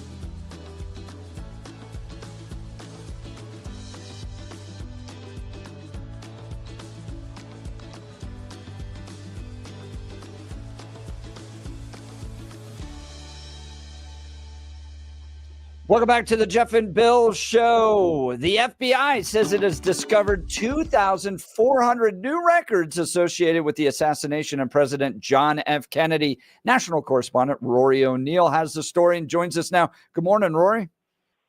Hey, good morning. Happy Thursday. Likewise. So, do we know who the second shooter was? Oh, wait, I'm still on page 1,642. I got 2,400 total, so hang on. I haven't gotten to the end. Yeah, a lot of the experts are saying these 2,400 documents might be interesting, but they're not expecting them to be jaw-dropping, although they're not closed off to that idea. I mean, this has been going on now for what, 60 plus years? I don't know. I mean, are we expecting to learn anything new? What could we learn new at this point? Well, some of this might relate to the CIA and how it was tracking or failed to track Lee Harvey Oswald. You know, especially this trip that Oswald took 6 weeks before the assassination of President Kennedy. Oswald went to Mexico City on a visit that included a stop at the Soviet embassy there. Did the CIA track him? Did they track him when he got back into the U.S. and tip off the FBI? Or did they drop the ball on that? And that's something I think that that may be addressed in some of this, is the CIA connection. But again, we didn't get much of a preview from the FBI about these documents. Now, President Trump has requested that I think these all be released here in the next few weeks, months. What's the timeline on this? And is it all finally going to be released? Well, maybe. Some of it, Donald Trump tried to do this in his first term, but some of this is these 2,400 documents. The FBI says one reason they found them all is because now they're computerized. In 1979 or whatever, you'd have to go back to the third floor office of the FBI building in Dallas and that, 18th filing cabinet on the right, 4 doors down, and actually find it. Now, though, this stuff is on computers. They say that's part of the reason they were able to find the information. A lot of it they think may be duplicative. We already got it from this guy, but now we got it from this guy. Okay. Now it's getting declassified. So we'll see if we get clean sheets of paper or if they have a whole lot of redactions and black magic marker on them. That's still a bit of a mystery as we go forward here. You're listening to Rory O'Neill, NBC News national correspondent. Just based on what you know about these 2,400 documents so far, is this going to put an end to the conspiracy theories? Or is this just going to continue them possibly and say, they're obviously not telling us the whole story? What's your opinion? Right. Yeah. Oh, no. It's an industry now. There are books sold, movies made. It's a thing. So yeah, it'll stick. It's like baseball cards. It's we may not buy and sell them like we used to as kids, but they're still around. Talking to Rory O'Neill, NBC News national correspondent. Now, there were 2 other assassination attempts against Donald Trump that took place over the summer. We haven't gotten much information on that either. Are they still investigating those 2? They are. In fact, the White House press secretary was asked about those assassination attempts just yesterday. She said that she didn't have anything new to release, but said that essentially it's up to the president to decide how much of that information is released, since it revolves around an attack on him. So they think, so she was essentially deferring to him. And I should note, by the way, that in addition to releasing these JFK documents, the president's directive did say that he wants everything released about RFK and MLK as well. How about Lincoln? have we got all the documents on the Lincoln assassination? It's only been over 100 years, but yeah. Can I tell you ask you my favorite trivia question? Oh, please. I'd love to hear it. What was the name of the play Lincoln was watching? Oh, gosh. I know this. I just can't think of it off the top of my head. I bet it's not Death of a Salesman. No, it was. Okay. It was kind of a comedy around America, but yeah, go ahead. What is it? Our American Cousin. Our American Cousin. That's right. I saw a video of a guy. It was it was a 1960s video, and it was like a game show or a talk show. And there was some kid he was now in his hundreds or something like that, 80s or 90s. He was very old, but he was in the theater as a 5 or 6 year old the night that Lincoln was assassinated, and remembers the chaos there. Yep. That's a good clip, a black and white clip from back in the day. Yeah, that's exactly right. Wow. All right. Well, it just seems crazy. like in America we don't get the answers. Apparently. Groucho Marx was asking him the questions, right? So that would have been, that make that up. Yeah, it's a good clip. Rory O'Neill, NBC News national correspondent, reporting on 2,400 new records associated with the assassination of President John F. Kennedy. Still a lot to review and some that needs to be declassified and released. And we'll check in with him as that continues to come out. Rory, thanks so much for taking time to join the Jeff and Bill Show. Yeah, thanks. Enjoy your day. Thanks, guys. I mean, it just feels like we never get the full answer on this. Maybe we have the answer and we just want there to be more there, right? That's what I'm worried about, is that we have the answer, but we aren't accepting the answer because of all the questions. And because so many questions have lingered for so long, they are now accepted as truth, or at least, as the last administration, the alternative truth and alternative facts. And that's the difficult part, is I'm not certain that we will ever get resolution on the JFK assassination because of everything that's been written, because of all the questions, and because of stuff that just sometimes seems a little odd about it. So I don't know. But again, I'm not going to delve too deeply into it because that's more of the Pete Boyles thing. I was going to say that's a Pete Boyles thing. Yeah, that's his bailiwick. Are you a single gunman guy? Is that where you land on this one? Lee Harvey? The thing for me is that so far I am, but I have questions about the second shooter on the grassy knoll as far as what went on there. The problem is I don't have enough information to disprove what they have said so far. So I am going to just go with the current explanation until it is disproven. It doesn't mean that I am a full-throated defender of the explanation. But I feel that there were so many things that were done so wrong within the first 24 hours after the assassination that we will never know, because so many things were done incorrectly, like cleaning the car right away. We know that the bodyguard that was there protecting his wife talks about picking up a bullet off of the car seat and putting in his pocket and then kept it for decades. I mean, all sorts of little things like that don't seem to make sense. And Lee Harvey Oswald's connections, but could he have had the ability to do it? Yeah, he could have. He's in the right place at the right time. Also, the idea that JFK was worried about being in a convertible and didn't really want to do that. And it just seems like that position at that point, it's, as far as presidential security, it is a shocking lack of judgment. But we have seen security around the president have shocking lacks of judgment. One in the previous 12 months. Yes, exactly. So it's not as if human error couldn't have played a part in making this so easy. So unfortunately, I am going to go with the official line only because I have nothing yet that shows me concrete that there's anything different. But am I going to support and full-throatedly defend the official line? No. I wonder too, I don't think you're going to get a document that says memo, President Johnson. Yeah. We did this in an effort to, like you're not going to get, and you're not going to have an FBI, CIA and document because if that existed, they would have burned it a long time ago. There's no one that is going to, from either the CIA or the FBI, if they were involved in this, to, turn in an expense report about what they had to spend money on that weekend. There's not going to be any paper trail on this. So that's the problem, is that we're so far removed from that, we're never probably going to have enough information to, know what actually happened. Text message 2775. Some rep tweeted that the JFK docs show there are 2 shooters. I don't know if she said the docs show that. Maybe she did. Yeah. I haven't seen that yet, but I'm assuming that if that is contained inside the documents, that is going to be big news, because if all of a sudden it disproves all the conventional theories, that would be a top line story. That would be a headline story. Oh, it'd be huge. Yeah. So if it's true, that is going to percolate up. So if that representative is right, that'll percolate up through the information. Jason in Denver saying Lincoln was watching Beetlejuice.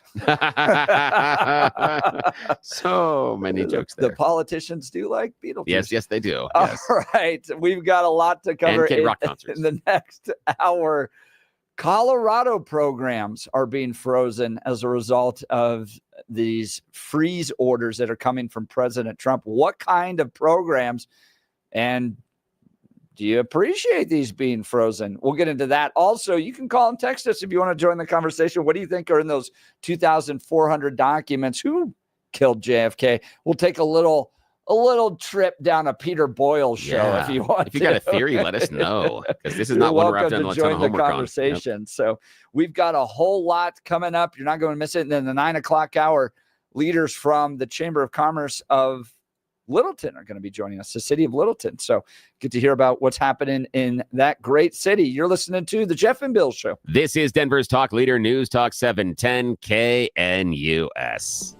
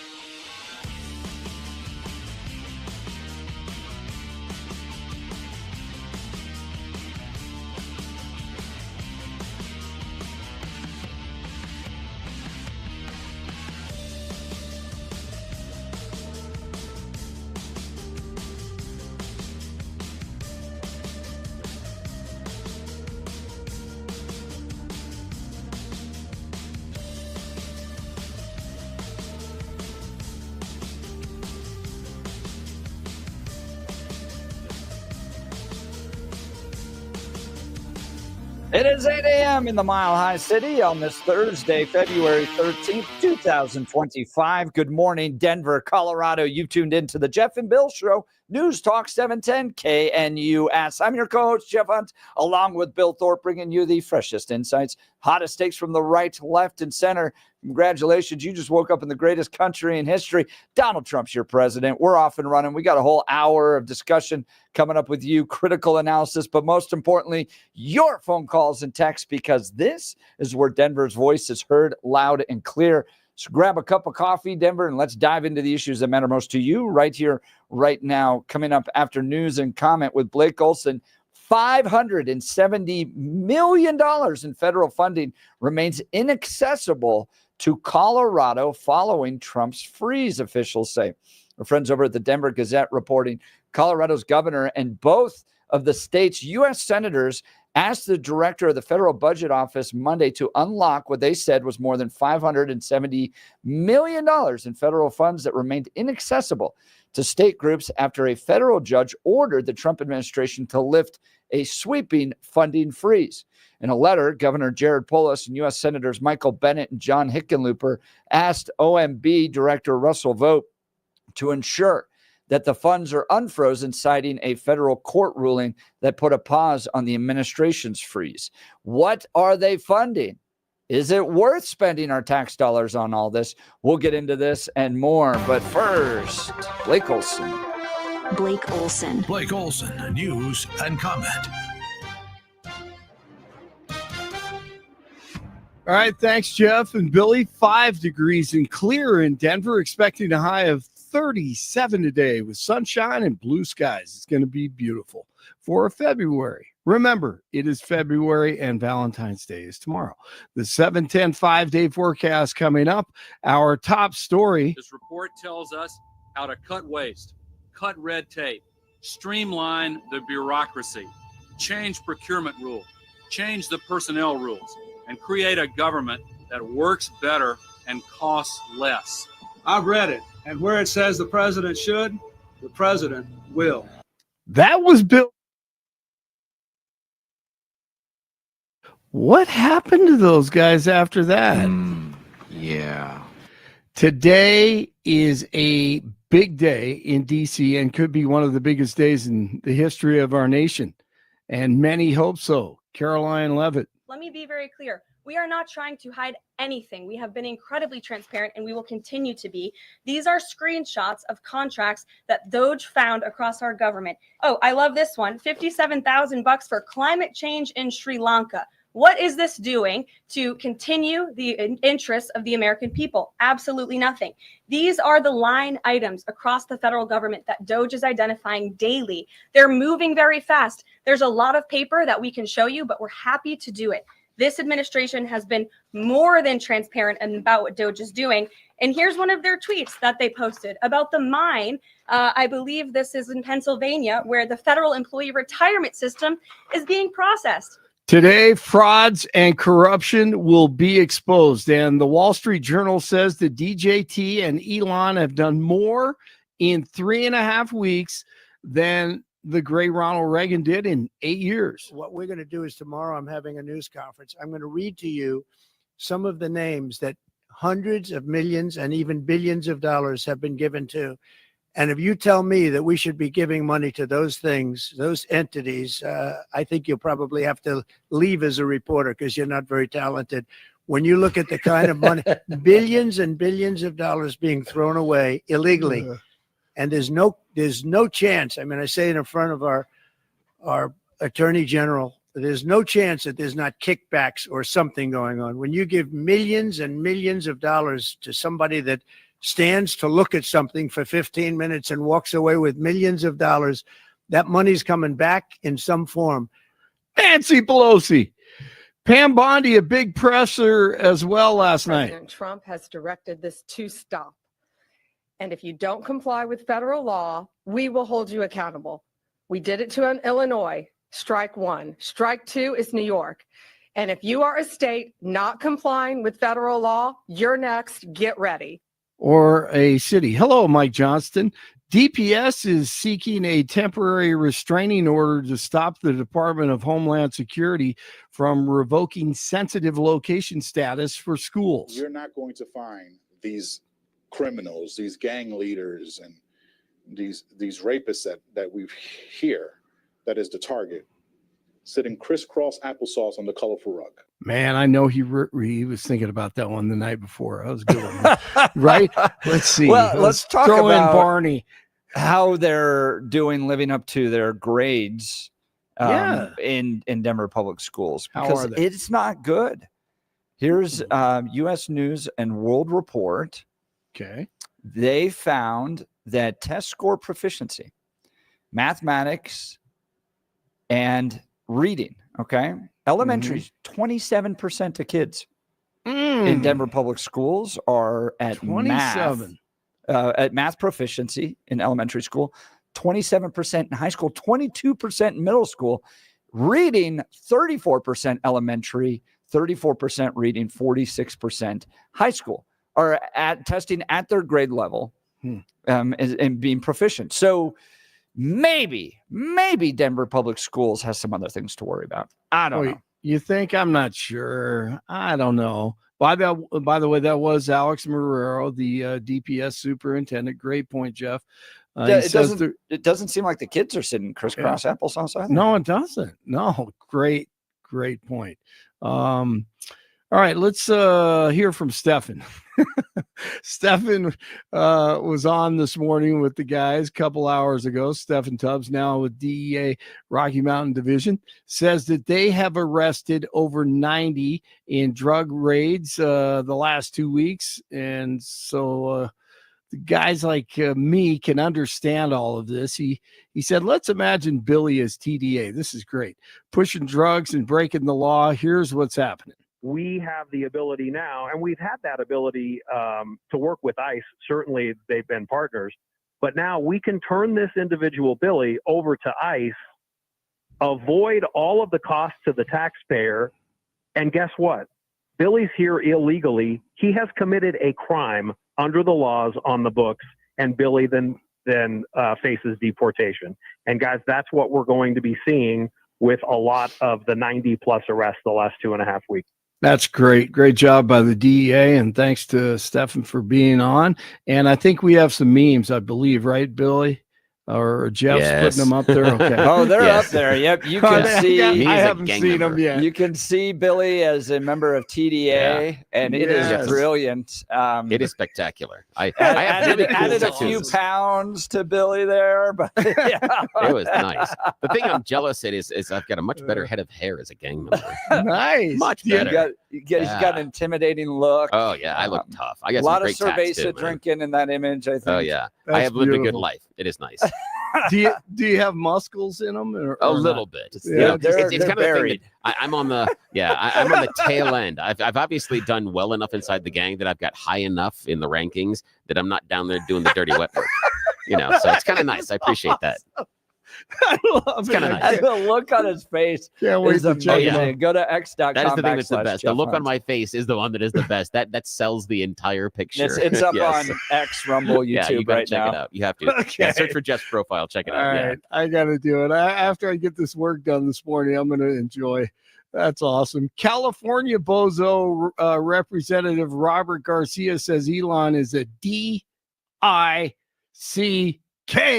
He said the word on CNN. And I think that he's also harming the American public in an enormous way.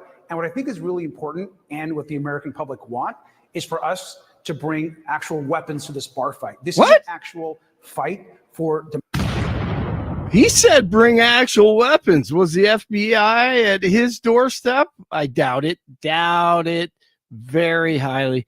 All right, the Nuggets take on the Hornets tonight after beating the Blazers.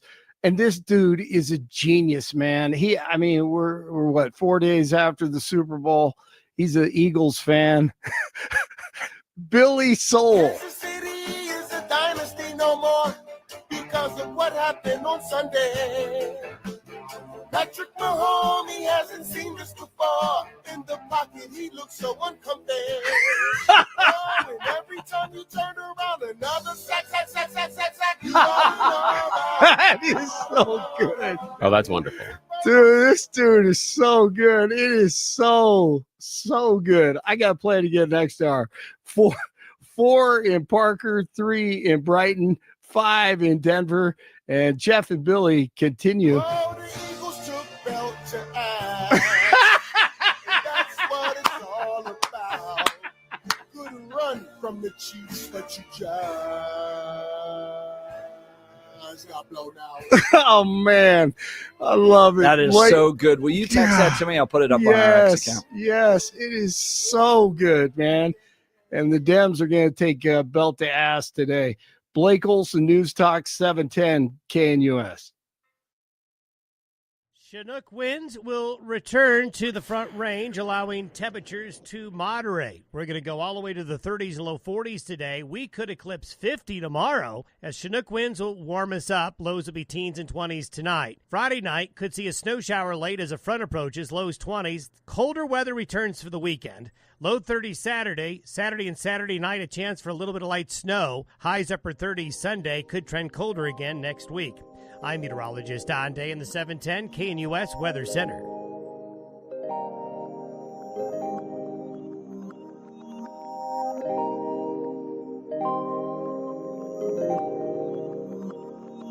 All right, Governor Polis, Michael Bennett, and John Hickenlooper reporting that $570 million in federal funding remains inaccessible to Colorado following Trump's freeze. All right, so what are we spending the money on? Is it worth spending this money? This is what I want to talk about this hour. Okay, these cuts have been made. Is it really important to go back there and get this money back for the state of Colorado? Or, thank God, is Donald Trump finally bringing some sanity to this ridiculous spending? Here we go. $70 million for the Home Energy Efficiency Rebate Program. That stems from the Inflation Reduction Act. $25.5 million in grid resilience formula funding from the Infrastructure Investment and Jobs Act. $70 million for the Home Electrification and Application Rebate Program. $50 million for the Weatherization Assistance Program. $44.5 million for electric vehicle infrastructure. The two largest grants are $156 million for the Solar for All program to help low-income and disadvantaged communities access solar energy, and $129 million for the Climate Pollution Reduction Implementation Grant to cut greenhouse gas emissions and boost clean energy transition. That's it. That's the $570 million that Hickenlooper, Bennett, and Polis are demanding be unfreezed so that we can pay. I can't see a single thing in there, Bill, that I think is worth spending money on. Really? None of that? Not from the government's perspective. No. Why not? I mean, you don't think Solar for All program. Yeah, dude. The Solar for All. Yeah, program. But the issue being that so people that should be allowed and have the ability to convert their homes to solar and possibly lower their bills only are the rich people. The poorest can't have that. Is that what we're saying? I think natural gas is a fine way No. But the issue is, but this would lower their heating bills. No, other people should not pay for that. No, but so only rich people can have that. If they want it themselves, yeah. Okay, so that's Solar interesting. for All program. Interesting. Yeah, no, but I the do idea not is, think that and we the should be taking money from other people so that poor people can have solar. Well, the issue is that, but the issue, the core of that is that it lowers the bills that they have inside their house. And that's why the funding is there. So the issue being that it would be a program to allow the people of the lower economic strata to actually have more money in their pocket and possibly get ahead. You talk all the time about the idea that we have restrictions between people being able to elevate themselves from different economic classes. This would be a vehicle that could help that. I understand but it's not locking not the government's energy. job to take other people's money in order to achieve that. Whose money do we get to take? Nobody's. I don't want taxes. Look, there's So plenty. it's It's plenty just- of bleeding heart. Okay. Look, we So could it's just just for rich spread it people. around. Okay. It'll help people. All that stuff. No, Okay. it is not the role of the federal government to take money from one group of people to be able to build solar cells so another group of people can have lower amount of money. That's redistribution of wealth. Yeah. That's socialism. That's terrible. No, that's not necessarily particularly socialism. It is redistribution of wealth, but a lot of countries have that type of aggressive tax system. But okay, that's fine. You don't like the idea of the climate pollution reduction stuff. Not for not with taxpayer dollars. So who's going to pay? How do we clean up the air here in Colorado? Well, what would you suggest at this point? I just don't know what the policies are, because it would have to be things that would be help to the government, because I doubt that you're going to find many private businesses will want to invest that money, since it takes away money from the bottom line. So what would we do? Because we have bad air here in Colorado. We do. And so the idea is we just get gas masks? No. The idea is that the government doesn't have to take money again from other people in order to implement these little rules and programs like electric vehicle infrastructure, right? If this is such a great idea and it's going to make everybody's life better and everything's going to be great and the skies will be blue and there'll be less promotion, then the people of Colorado can build it and buy those electric vehicles if they want. I'm tired of the government mandates. I'm tired of the government redistribution. I'm tired of the inefficiency in these programs. Okay. This is just the latest $570 million. How many millions of dollars have we already spent? And do we have this great electric vehicle infrastructure? No, you heard the stories about all the money that was spent and just the few amount of electric charging stations that were built. The government cannot build this. The free market needs to do it itself. We have the explanation on why the money hasn't all been spent yet. The money hasn't been allocated yet. It's based on local requests. Give it back to the people. It's based on the local free requests. Market. If it's so good, Bill, the free market can do it itself. Yeah, so they should build roads, right, too, and bridges. I love E470. Yeah, it's great. It's great to pay for it all the time. So we should pay. So to drive it's to the best. So for you to drive to, you think for you to drive to work, you should be charged tolls on all the but roads. I'm not totally opposed to it. But this here, Bill, there's not a lot in here that's basic infrastructure. Let's go through it again. Home energy efficiency rebate program. Somehow, in our brilliance as the government, we needed to tax the American people to the tune of $70 million so that there can be a home energy efficiency rebate program. Then we taxed the American people to the tune of $25.5 million for grid resilience formula funding. Then we taxed the American people to the tune of $70 million for home electrification and application rebate program. Then we taxed the American people to the tune of $50 million for weatherization assistance program. Then we taxed the American people to the tune of $44.5 million for electric vehicle infrastructure. Then we taxed the American people to the tune of $156 million for the Solar for All program. Then we taxed the American people to the tune of $129 million for the Climate Pollution Reduction Implementation Grant. There's always this bleeding heart perspective that this money is going to go and solve all of our problems. This has continued. We've already spent a lot of millions of dollars on it. We're continuing to spend more and more of the American taxpayers' dollars for these progressive, vague, environmental special interest programs that I don't think actually solve anyone's problems. They don't seem to be too vague.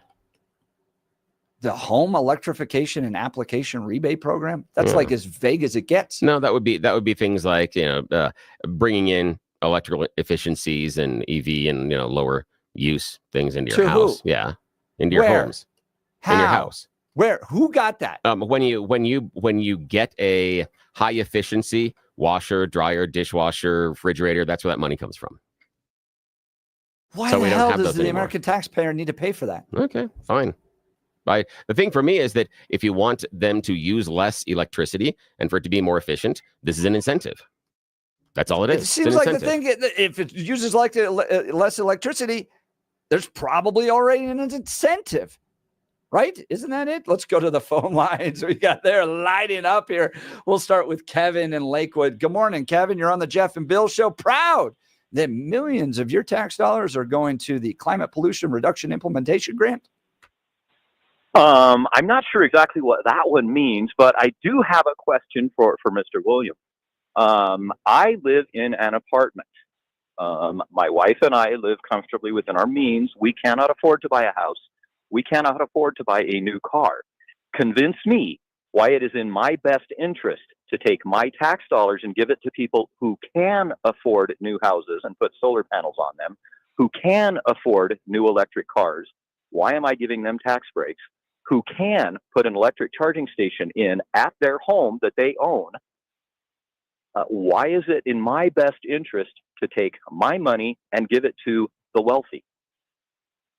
I don't think necessarily that you're giving the money to the wealthy at that point, but let's just say that the landlord at your apartment complex decides to put solar panels on the roof. And part of it is from that Solar for All program. They get the subsidies. Again, we're just hypothesizing here, and that could lower you the total cost and bills that you have inside of that home. And possibly the EV infrastructure and some of the EV rebates could also make an electric vehicle more affordable for you and your family. Especially, we're not talking about going out and buying a Tesla or the large Rivians, but something like a Nissan Leaf. Leafs are fairly affordable right now, and with some subsidies and EV, what does that cost, and EV infrastructure could help. What's the cost of a new Nissan Leaf? Nissan Leaf used is probably going to run somewhere around 20 grand, I think. Okay, I can't afford it. What is the medium cost of a house in the Denver market?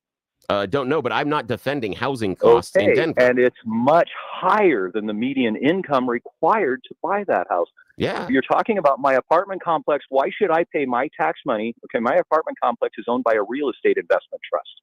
Why should I put more profit in the pocket of an REIT? But wouldn't, if they put the solar panels on top of your building, it could potentially lower your bills, which would allow you to possibly put some money away and would allow you to save money to get you into that house. The same thing with the EV. That is a possibility. That's it. Just like the grid resilience programs, the 25 million that Jeff outlined, that would be things to make sure that during the middle of cold snaps or storms that your power doesn't go out. That would seem to be okay. I don't know. Maybe not. But I understand that. And the other idea is the Climate Pollution and Reduction Act. Pretty sure that you and people involved in your family go outside and breathe air. That would be stuff that would have you incentivize read the and Climate help. Pollution Reduction Act? Have you read it? I'm just looking at what it says. I don't know. Okay, No. you're assuming that that it does. Yes, I said it's. Says, yeah, I said it's. I said it's hypothetical. Assumption. Yes, I said it's hypothetical. Yeah. But do you know what it You're does? defending hypotheticals? No, Yeah. I have no idea. Do you know Okay. what the Inflation Reduction Act did? Yeah. It increased inflation. No, not necessarily. Therefore, we Ooh, yes, assume. it's the biggest driver of it. Yeah, therefore we No. assume that if we reduce pollution, we're going to increase pollution. Billy, you haven't convinced me, and you can't convince. That's fine. I'm not going to convince you, but here's the thing. Here's the thing, though, Kevin. You I'm not can't going to convince convince you. the I'm not going to working convince you on anything. There's not a single thing that could come out of my face right now that would convince you of this. You've made up your mind. There's not a single thing I could say to you. You've made up yours. Yeah, exactly. So we're at an impasse. Kevin, okay, have a good day, Kevin. No, Kevin's I gone. wanted to talk We're at to impasse. Kevin. I'm sorry, we're at I impasse. wanted to There's ask nothing him else a we can do. question. Well, There's Kevin, nothing else we can do. Kevin, I sure there's- appreciate your call. The Thank you. conversation came to an end. There's nothing he's going to do to change my mind at this point, and there's nothing I can do to him, and we're dealing with hypotheticals. That's fine. But I understand the idea. And just like he was reinforcing the fact that, yes, the rich should only be the ones to pay for it. That's what he was mad about. He was like, only the rich should be the ones that can afford this. Only the rich should be the ones that can afford a house. Only the rich should be the ones that can afford a car. Only the rich should be the ones that should put solar panels on their houses. Only the rich should be the ones that would have energy efficient homes. Only for the rich. Do you think we That's should what Kevin have was saying. subsidies so that people can buy homes? Depends on how and what they do. It depends on what it is. Tell me. First-time buyers, yeah, I can see an incentive program for that, absolutely. Especially in So the current conversation. in your worldview, it's okay to take money from some people to give it to others so they can buy a house. Yes. Yeah, it is okay. Yes. Yeah, I'm okay with that. No, I totally disagree with that. Let's go to the phone lines. I mean, that's just wealth redistribution. Yeah, and I'm fine with that. At the point of a gun. All right, let's go to Jim, Denver. Good morning, Jim. You're on the Jeff and Bill Show. Hey, good morning, guys. So are we to believe that the free market should take care of virtually everything except for national defense? Yeah, I'm a fan of enumerated powers under the Constitution. So the government should only do very limited things. And redistribution for the Solar for All program is not one of them. Okay, so free market should take care of any solar needs if we were to have them in this country. Is that correct? Yes. Okay. All right. So should the people then be taxed for the bankruptcy protection courts? So when the solar companies that make bad decisions, or when the government shuts off the money supply, should the people be taxed for bankruptcy courts, or should we let that go by the wayside? Do we need bankruptcy protection courts for businesses, for free markets? That's a good question. I don't know. What do And you think, Jim? I think, I think it's a good question. Should the bankruptcy protection courts be used for solar? Probably not. Should the bankruptcy protection courts be used for casinos that go bankrupt? What do you think? Oh, no.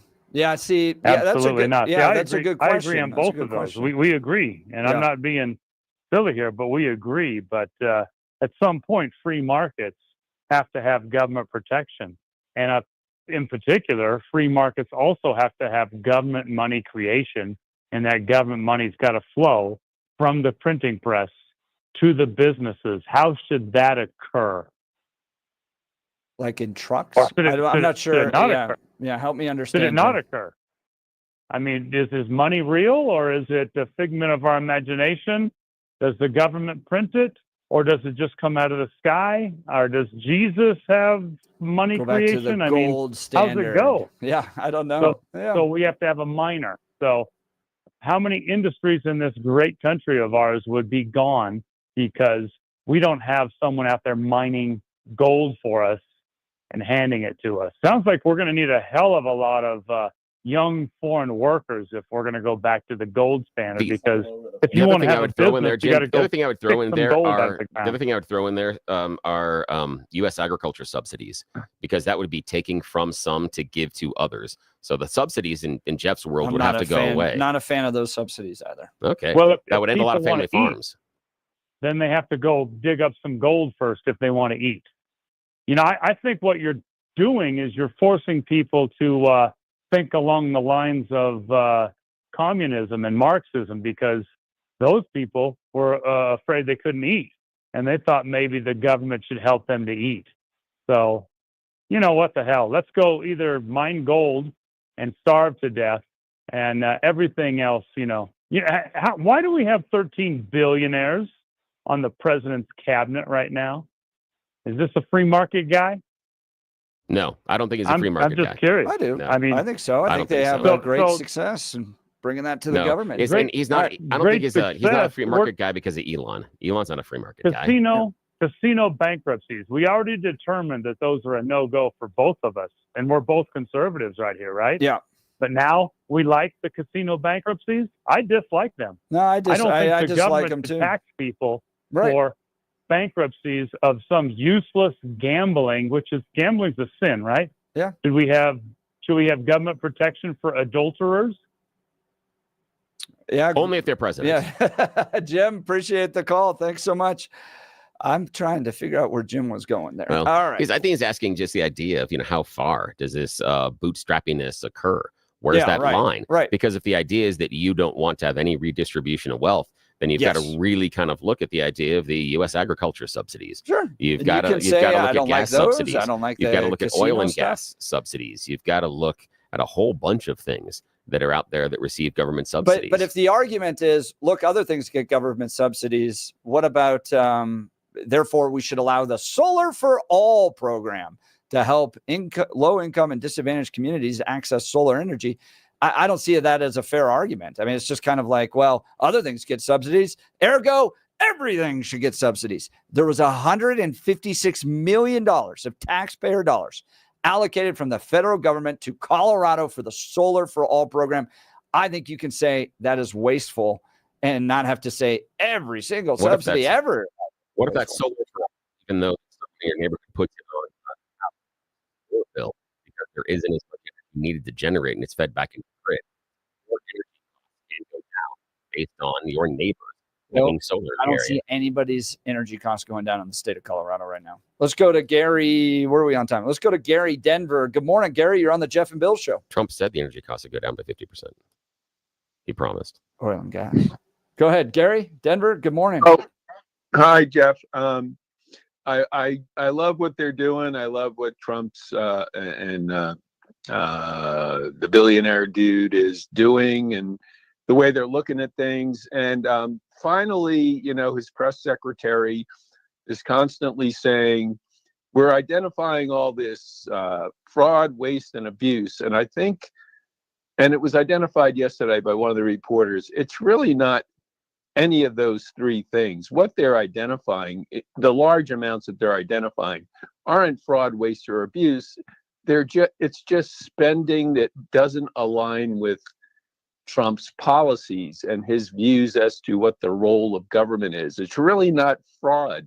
It's really not waste. It's really not abuse. It's just that, and I think he should be able to say, I'm not funding DEI. I'm not funding climate initiatives. So I think it's just a matter of verbiage. I like what they're doing. I got a question for you, Gary, on that. The idea that the president's saying, no, we can't fund this. Just basic constitutional principles. Who controls the power of the purse? We were all taught this in grade school. That's a great question. And here's my answer. That we're under a CR right now until March 14th. Yeah. And Congress has funded agencies.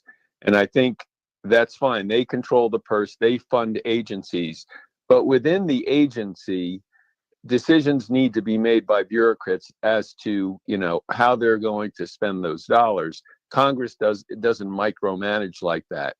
And I think that's where the president has every right to go in there and say, the way you're divvying this up and what you're funding, I don't agree with. I'm going to pull that funding. Now, I don't think the president can eliminate an agency, but what he can do is reduce the funding and just keep a couple of token employees there so that they're not eliminating the agencies, but they're eliminating the spending that doesn't align with his policy. But doesn't that necessarily create a unitary executive? And I'll use another name for it, a king. Because if the Congress is allowed to allocate the money, why would you then allow the executive to not spend it? And I agree with you, the executive branch is not allowed to dissolve entire agencies like USAID, education department, stuff like that they're trying to do. And so they can't do that, but Congress is abdicating its responsibility. They're not pushing back, so they're giving this power to the executive. However, if this money is allocated by Congress, does the executive have the ability, in your opinion, to just not spend it or just say, no, I'm not going to do that and ignore it? What's your opinion on that? Let me ask you this, Billy. Is the agency required to spend every dollar that's been allocated to them? In many cases, yes, because then their funding is reduced the next year, which I think is a horrible idea.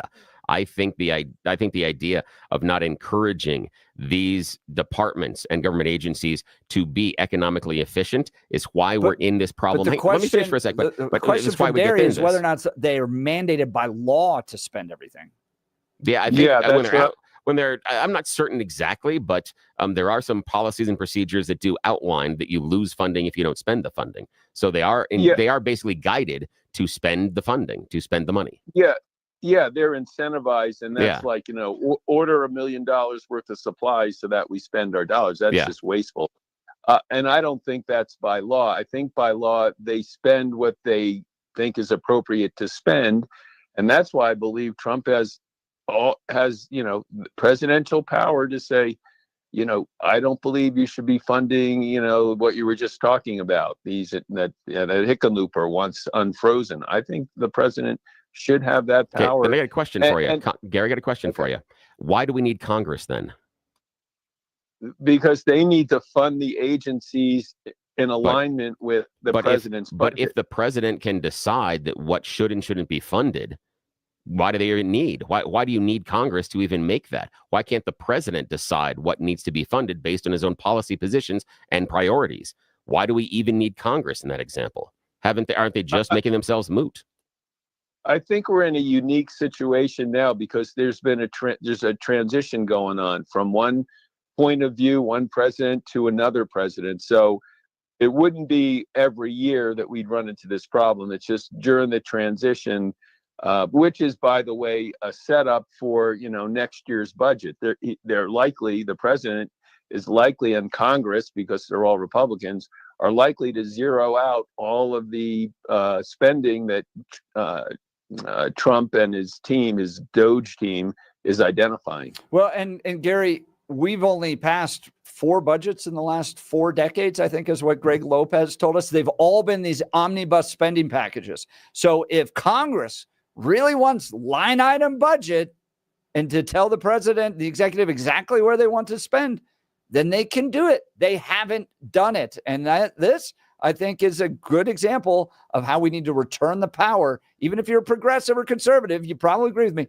Get the power back into the hands of Congress. That's the people. If they want to control the spending and have those debates, they can. Sending just lump cash amounts of money to these agencies.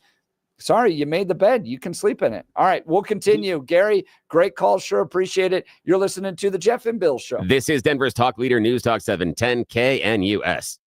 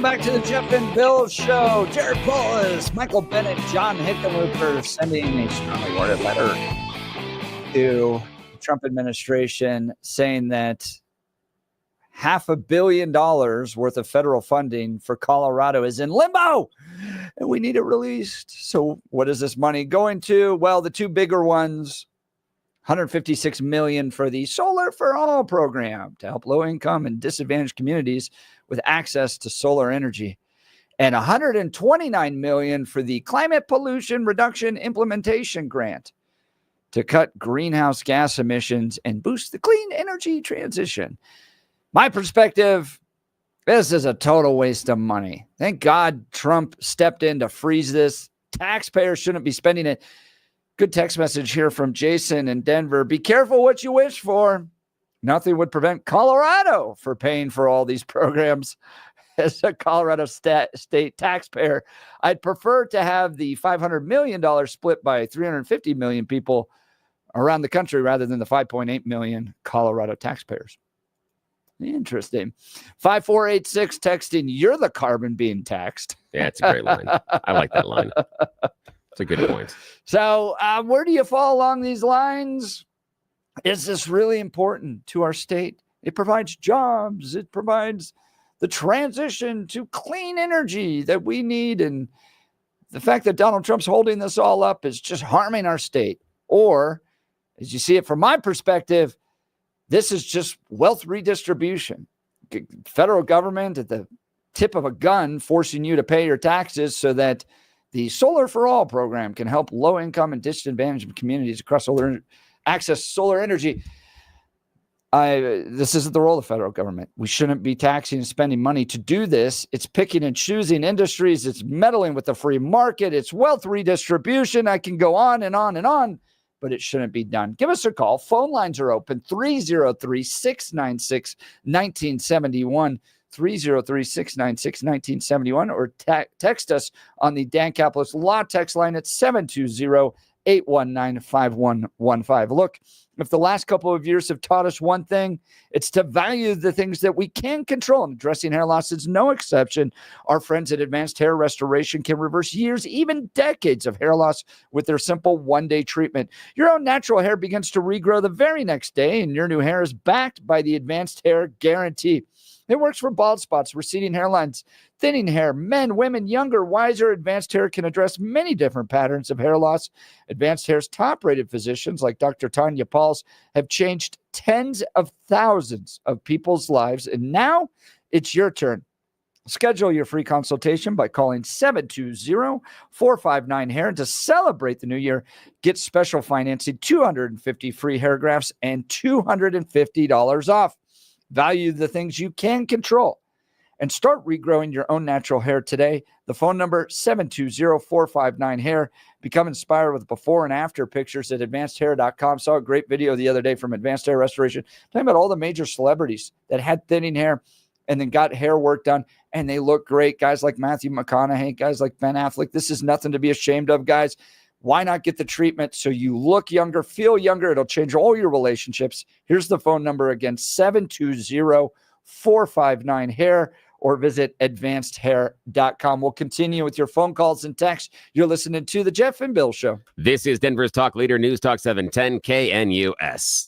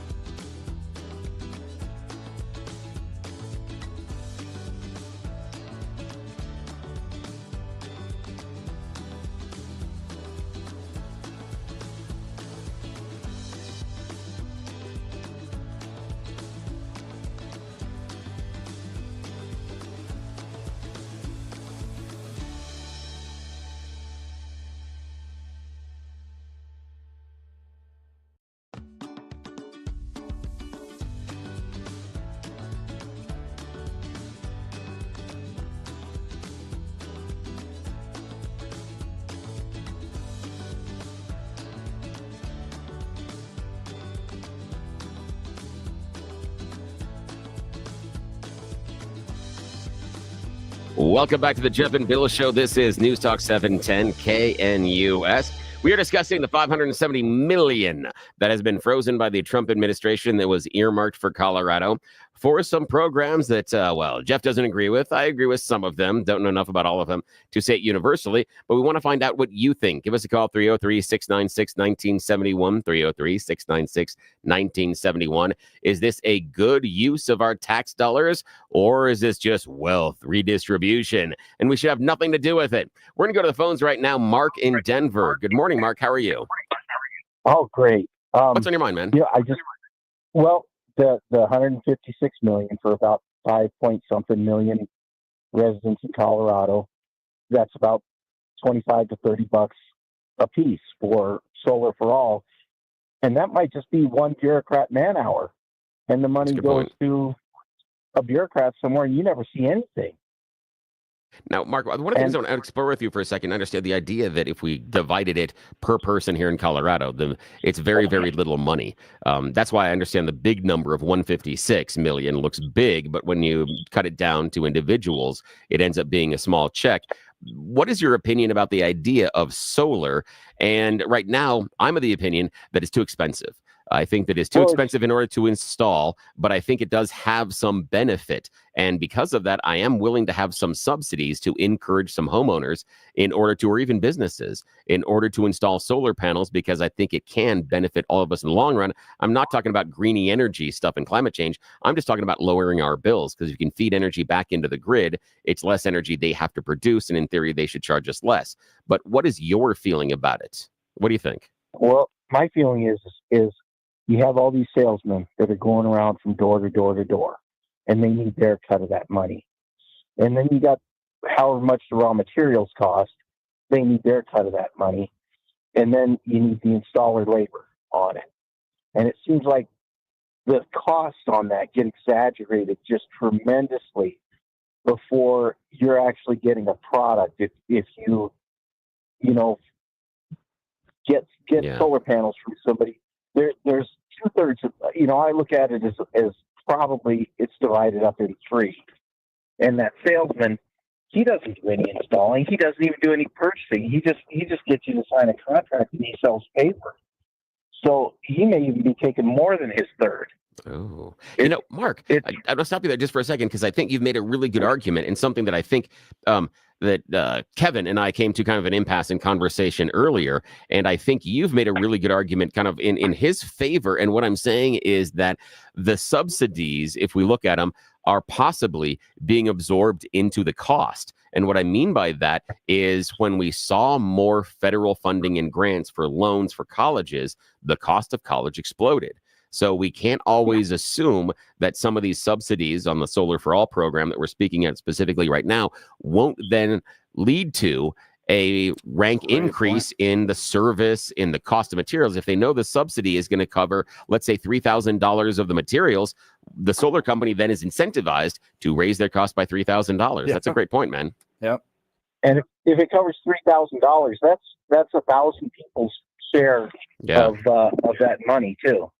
Dude, Mark, you made me think a lot, man. Thank you. I appreciate that, man. And as far as you haven't seen the waste, that's actual waste, the 150-year-old that was getting Social Security, that's your fraud and waste there. Yeah, I want to see that. I want to see that. I have heard that, but we also heard Elon talk about $50 million in condoms to Gaza, and he was wrong about that. I just want to see that. I'm not saying it didn't exist. I can see it existing, but I want to see that kind of fraud. Mark, man, thanks, man. I really appreciate the phone call. I want you to call more often. That made me think. I appreciate that a lot. That was a fantastic call. Nicely done. I think Kevin likes you too better, because you got to put me in my place on that one. Nicely done.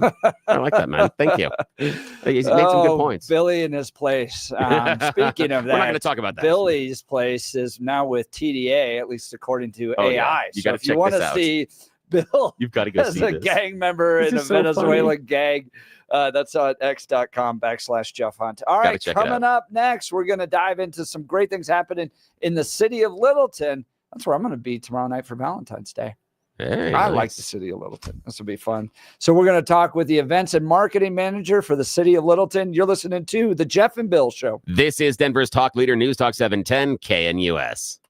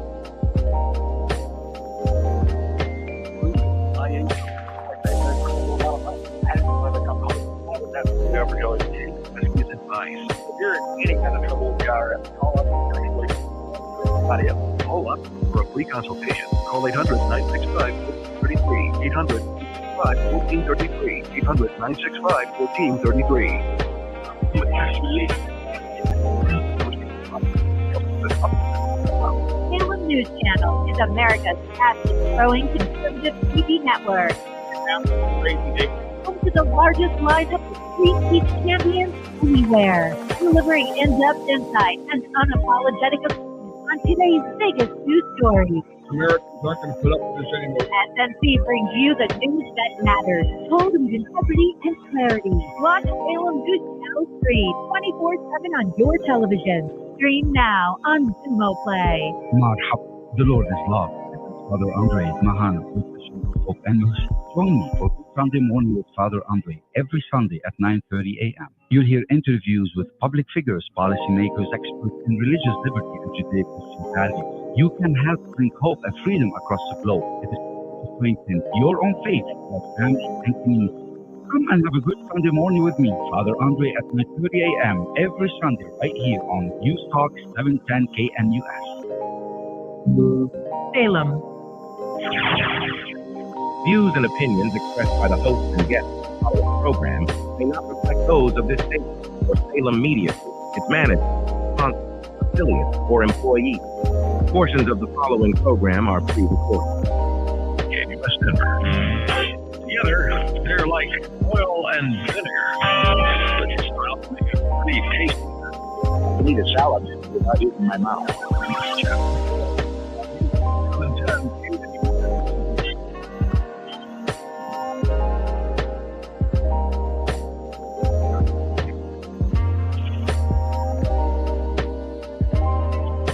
It is 9 a.m. in the Mile High City on this Thursday, February 13th, 2025. Good morning, Denver, Colorado. You've tuned into the Jeff and Bill Show, News Talk 710 KNUS. I'm your co-host, Jeff Hunt, along with Bill Thorpe, bringing you the freshest insights, hottest takes from the right, left, and center. Congratulations, you just woke up in the greatest country in history. We're off and running. We got a whole hour planned for you of engaging conversations, critical analysis, but most importantly, your phone calls and texts, because this is where Denver's voice is heard loud and clear. So grab a cup of coffee, Denver, and let's dive into the issues that matter most to you right here, right now. Coming up in just a few minutes, Senior Manager of Events and Marketing for the City of Littleton is going to be joining us because there are some fun, exciting things happening in Littleton. In fact, tomorrow night I'll be there because Mrs. Jeff, Nicole, her very favorite restaurant. What is it? What is it? The Melting Pot. Oh, and it's Valentine's Day, and it's such a cool restaurant. And the one in Littleton, that's my favorite. It's an old jail. Yeah, that's my favorite one. It's a haunted jail, too. Oh, yeah, there's so much atmosphere in that one. And Melting Pot is fantastic. We need to get them as an advertiser. Talk to them when you're there. That would be great. Yeah, talk to them while you're there, because you and I need coupons so we can go. Fondue. The reason my wife really likes is the food's good, of course, but she gets me focused for like 2.5 hours, 3 hours on a fondue, because you got to cook cheese and chocolate and meat and all that stuff. It takes a while. Okay, one of the times that my lovely and talented wife and I were there at the Melting Pot. Okay, I've got to share a story real quickly. We're going to indulge us just for a second. We're at the Melting Pot having a special, parents' night out. The first course, the first little appetizer thing arrives. As soon as it hits the table and the server walks away, her cell phone rings. And it's our kids, and they're on speaker because they're all there. And they're like, first everything's okay and nobody's hurt. Like, wait, hang on. Exactly. Yeah. And seriously interrupting our dinner right now. Yes, and the thing is, they were trying to do nice things. The minivan that we had at the time was out in the driveway, and there was supposed to be hail coming. They didn't want the hail to hit the driveway, so they tried to get the van into the garage. Emphasis on try. Somehow, at one point, my oldest, who was just a new driver at the time, managed to get his car that was parked on the other side of the driveway perpendicular and wedged, literally perpendicular between the side of the van and the tree. There were about 2 inches of space on either side. I still, to this day, have no idea how he managed that, but it was something spectacular. Then when they moved the van into the garage, they put it on the wrong side because we have a taller car and a shorter car. On the side where the shorter car is, and my wife and I were out in the shorter car, that's where all the bicycles are hanging. We got 6 people in our house. So they pull it in far enough, one of the bikes drops and goes right through the front windshield. And not a little, like through the front windshield. And that is, oh man. And that's the phone call that we got at the appetizer.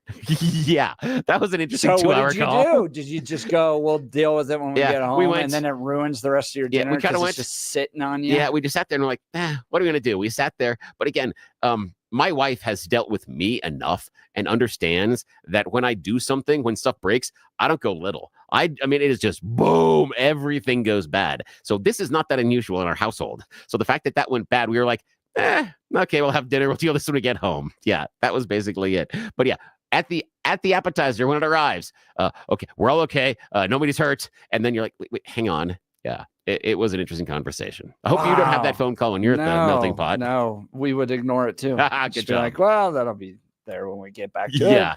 Back to the fondue. All right. So joining us to give us some insights on all this is going to be Alexandra Vanderpool, Senior Manager of Events and Marketing for the City of Littleton. But first, Blake Olson. Blake Olson. Blake Olson, news and comment. Thanks a lot, Jeff and Billy. 12 degrees and clear in Denver. Expecting a high of 37 with sunshine today. The 7-10 5-day forecast coming up. Our top story. Oh, the Eagles took belt to ass, and that's what it's all about. Good run from the Chiefs, but you just got blown out. The Eagles took belt to the backside of the Chiefs on Sunday, and today the Patriots are going to take belt to the backside of leftist communist criminals and expose all the fraud and corruption. DJT just posted, why was political paid millions of dollars for nothing? Buying the press, pay back the money to the taxpayers. 47 says, give it back. They used our money. It is everywhere. We have a massive bureaucracy in Washington, D.C. We have buildings that are all over the city. Department of Education. I never said Department of Education's on all these buildings. By the way, nobody shows up to work because they're all working at home. You know, quote, working at home. They're not working at home. And a lot of them have second jobs. And that's the other thing that Elon Musk is looking at. How many of these people are getting checks, working at home, but they're not working because they have second jobs and even third jobs? You're going to find a lot of them. And those people are going to be fired because we have to make our government smaller. DJT appreciates Elon's work. But I want to commend Elon because he's done a fantastic. He doesn't need this. You know, he's abused by you people every day. He's found more things than anybody could find. I think he's got the credibility to do it. I know he does. And it's his group of people. You know, they started off with 12. I call them 12 geniuses. They started off with 12 and they went to 20 and 25. And now they're up to almost 100. People are joining to help them because there's a massive fraud that's taken place. Oh, and Maxine Waters, she loves Elon. People of this country are being violated because all of our privacy is being taken up by Elon Musk and Trump, and we don't know what all they have on us. We don't know what all they have on us. Yeah. All right, Pam Bondi's, she's not playing either. corruptocrats and commies, look out. We're here today because we have filed charges against the state of New York. We have filed charges against Kathy Hochul. We have filed charges against Letitia James and Mark Schroeder, who is with DMV. This is a new DOJ, and we are taking steps to protect Americans, American citizens, and angel moms, like the mom standing right behind me, who you're going to hear from in a moment. New York has chosen to prioritize illegal aliens over American citizens. It stops today. Hello, city of Denver.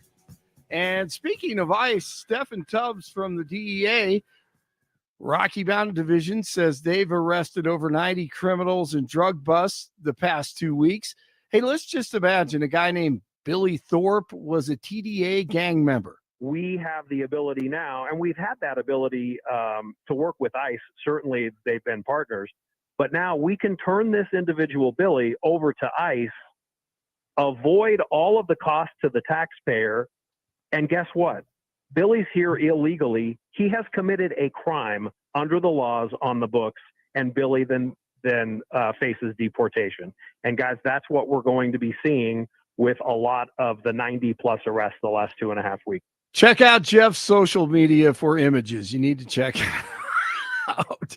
DPS the deportation of Bill Thorpe for my TDA. Oh, so good. So good. Oh, it is fantastic. Yes, it is. I love it. Now, I got to ask this We are a question. melting pot, by the way. If Bill wasn't a gang, what would his role be in the gang? Would he be the enforcer? Would he be the distributor? Would he be the Good chief question. at the top? I think he'd be in charge of entertainment. Yes. He'd be the DJ in the secret right. And the There we go. surveillance. Yeah. Leading bar trivia. Yeah, I can do that. We can do this. Yeah, I can get down. He's the DJ. Yes. Yes. Absolutely. I can do that. People. I know my Bad Bunny. You know, I Yeah, can do this. that's You know, right. I can do Los Lonely Exactly. Boys. You know, we can go pretty Oh, I deep know on you this. We have can a- bring in Mr. Worldwide. You know, Pitbull. I can. Yeah, we can flow. Yeah, we can do this. DPS is seeking a temporary restraining order to stop the Department of Homeland Security from revoking sensitive location status for schools. You're not going to find these criminals, these gang leaders, and these rapists that we hear that is the target sitting crisscross applesauce on the colorful rug. How about in the gym or the weight room? That's DPS Superintendent Alex Marrero, who says the recent federal operations in Denver have impacted students and their families. NBA, the Nuggets take on the Hornets tonight after beating the Blazers, and it is 10 in Westminster, 9 in Castle Pines, 12 in Denver. Jeff and Billy continue. I have to. Kansas City is a dynasty no more because of what happened on Sunday. Patrick Mahomes, he hasn't seen this before. In the pocket, he looks so uncomfortable. Oh, and every time you turn around, another sack. You ought to know So good. by now. So good. That is I'll send awesome. it. Oh, Yeah, please so send it to us. Clever, Oh, man. So good. God, and if I was programming a Philadelphia radio station this week, I would be Yeah. playing that once an hour.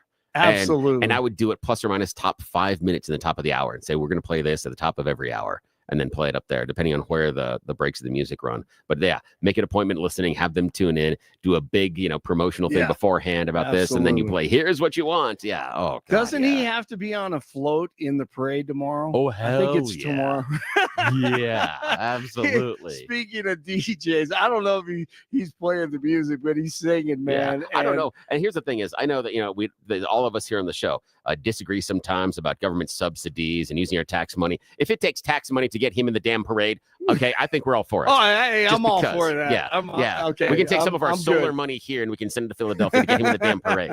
He needs to be in the parade. I think we can all agree on that one. I'm good. I'm Good. good with that. Yep, definitely. That's legit. Blake Olson, News Talk 710 KNUS.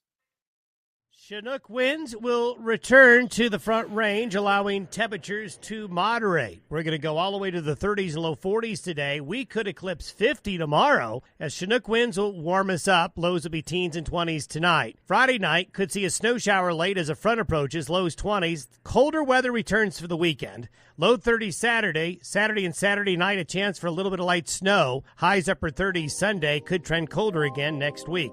I'm meteorologist Don Day in the 710 KNUS Weather Center.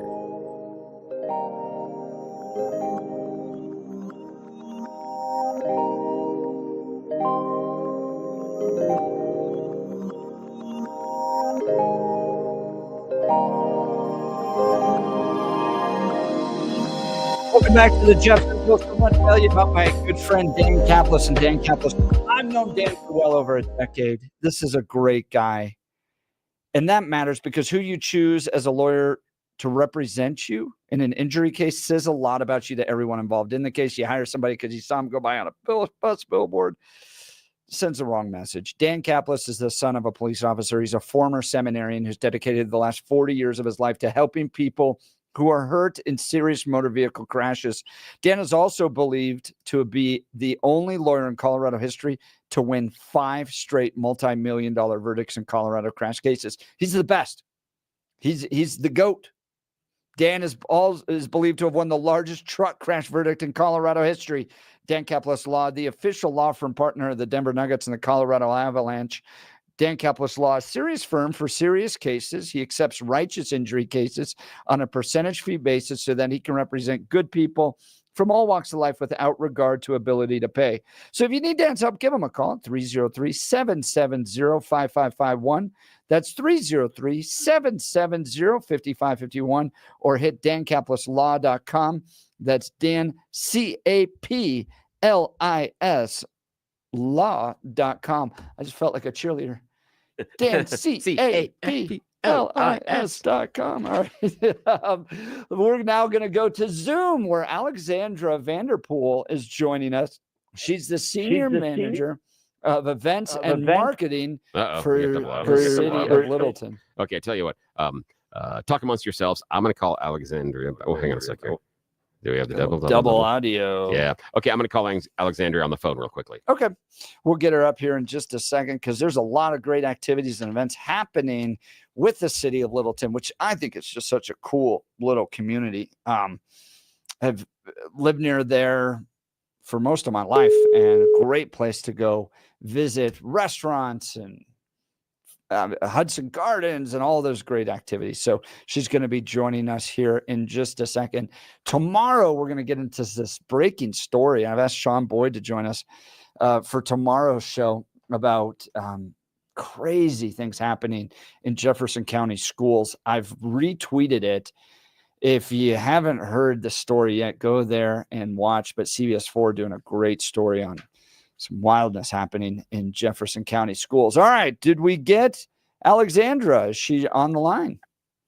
Yes, I am. Right. Thank you for having me. Glad to have you join us. Sorry about the audio issues there, but so much I love about the city of Littleton. My wife and I's favorite restaurant is there. We'll be there tomorrow night for Valentine's Day. We'll be at the Melting Pot there, but gosh, it's so much happening in the city of Littleton. Thanks for taking time to join us. Yes, thank you. Thanks for allowing me to share a little bit about our really great city. Not a huge city. It's like Littleton's got that beautiful Main Street right there with all those shops. Yeah. Talk to us about the vibe that Littleton has. Oh, great vibe. I would say, it's very much like small town charm within a modern thriving city. Like you said, downtown Littleton is oftentimes called, the heart of Littleton, but there's just so much great events and community that's always happening. It's a great blend of residents who have lived there for most, if not all of their lives, but also we have lots of new families and residents who have chosen to make Littleton their home. And, together it makes for a really strong community. Let's talk about how it stands out a little bit from other cities in the South Metro area. Yeah, I would say, there's lots of unique and vibrant, just people, events, businesses. It's rare to be able to walk down a downtown area that has that small town vibe on the actual main street that's lined with locally owned boutiques, oftentimes with items and gifts that are made, right within the store or in Littleton, locally owned restaurants. I think, we're pretty special that we have our own museum. The Littleton Museum, if you haven't heard of it, is free. It has permanent exhibits that tell the story of the early pioneers, and they tell that through their living history farms that has chickens, pigs, oxen, sheep, and an actual authentic blacksmith shop and a gallery. So I think that's really cool, and it's free, and it's a great place to go to if you have kids. And there's just a lot of charm, that I've talked about, a lot of history, but it's really finely balanced with just modern and trendy places and events like Aspen Grove, the outdoor mall. And they offer fun, year-round things like goat yoga. If you haven't heard of goat yoga, bazaars, pop-up shops, and so Aspen Grove also brings a lot of that modern feel. The city hosts wonderful summer concerts for free in the park, which I think is really special. I don't know how many cities are able to do that. And so it brings the community together in the summertime for the summer concerts. The Littleton Q program in the city hosts a weekly farmers market every Sunday that starts Memorial Day weekend.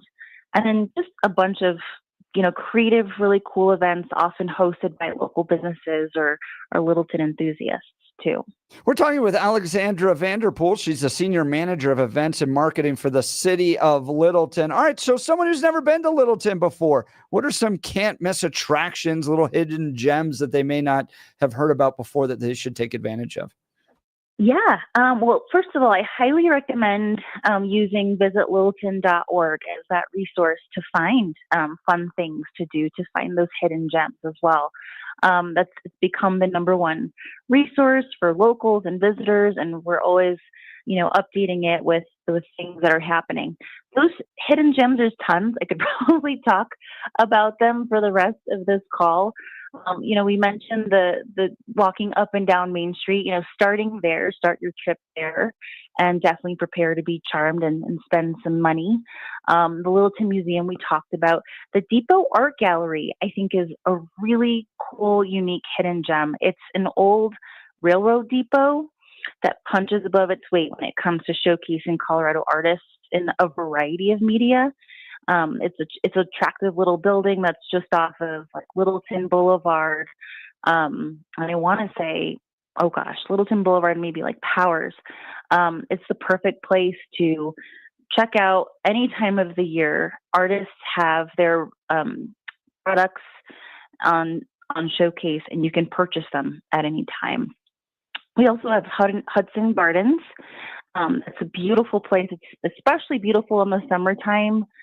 They have really, cool activities year round as well, like the magic of the jack-o'-lanterns in the fall. It's kind of like Halloween themed. It's accessible, it's outdoor, and it has artistic pumpkin carvings, art installations, and blended with lights and music. And then they also do a really cool Hudson Holidays, which is a holiday version of the jack-o'-lanterns, but also very accessible, very magical, and an outdoor experience. And then, throughout the year, they offer different classes and courses to keep people engaged with Hudson Gardens. They offer, chocolate and wine pairing classes, sound bath classes, yoga. So that's a really special place, as well as the Carson Nature Center, which right now is offering tons of outdoor nature walks. You can go bird watching. They have indoor recreation classes. We're also home to places like St. Nick's, which is a nearly year-round Christmas store. So imagine going to a Christmas store in May, June, and July. They are year-round, very special, have been in Littleton for forever. Ranky Brothers, if you haven't heard of them, is a really cool and special place just off of Main Street. I highly recommend popping in there. You're entertained from the moment you walk in, and it's a shop where you can purchase, Halloween costumes and decorations, but it's also has this like movie prop feel. You can see actual mold castings of, Alien or from Star Wars. They have a haunted house in the Halloween season too. So lots of really cool, unique places to check out. St. Nick's is one of my family's favorite places to stop, regardless of the time of the year, because it is that it's like a magical transporter that takes you to the holiday season right around Christmas. And Christmas means a lot in our family for a number of reasons. I've got one of our 4 kids goes absolutely nuts. It's her favorite season of the entire year. And she's just like a kid in a candy store there. You're listening to Alexandra Vanderpool, Senior Manager of Events and Marketing for the City of Littleton, joining Jeff and Bill live. I want to go back. We talked a little bit about the website, the visitlittleton.org. Now, if someone hasn't ever gone and explored the City of Littleton and what it offers, can you tell me just a little bit about the navigation on visitlittleton.org? Let's just assume that we've just arrived here from Montana, Washington, Wisconsin. We're just moving into the area. We're trying to get our feet under her here in Colorado. What can I see on visitlittleton.org? What would you recommend a new family living here as far as navigation? What are the tabs? Where should they be going? What are some of the ideas that visitlittleton.org can give them? Because, the family's got to maybe drive a little bit to get there, but they've got to plan why they want to come to the area. What can I find on visitlittleton.org? Oh, yeah, that's a great question. Well, it is definitely the number one resource for all things to do. It's an accessible website as well. I would say, if you're thinking about coming to Littleton, visit littleton.org, check out events and go to the all events page. This is a hub of all things happening in Littleton. We encourage everyone who's hosting an event within Littleton city limits to use this space to add their event to. And you can see, things coming up this weekend for Valentine's Day. You can see festivals that are coming up. And that, I think would help tailor when you want to come to Littleton if you see an event that you want to go to. I highly recommend going to the food and drink tab and clicking on all food and drink. That, gives you a glimpse of all the restaurants, breweries, cocktail lounges in Littleton that you can check out. There's a little description about each location for each, so you can use that. And there's also a map embedded into each page. So you can just click on the map and then, it'll open up Google Maps and take you to where you can add your address and see the distance from where you are. I recommend checking out things to do. So don't click on things to do, just hover over it and it'll bring up a variety of categories where, you can click on something that you're interested in for you or your family, from everything from like recreation and sports to outdoors to arts and culture. Tons of arts and culture in Littleton. We have our own town hall performing arts center. We have the Littleton Symphony, and both offer nearly year-round performances. So I recommend utilizing those. If you're traveling with your pet, we have a link about pet-friendly options, which we're continuously building out as well.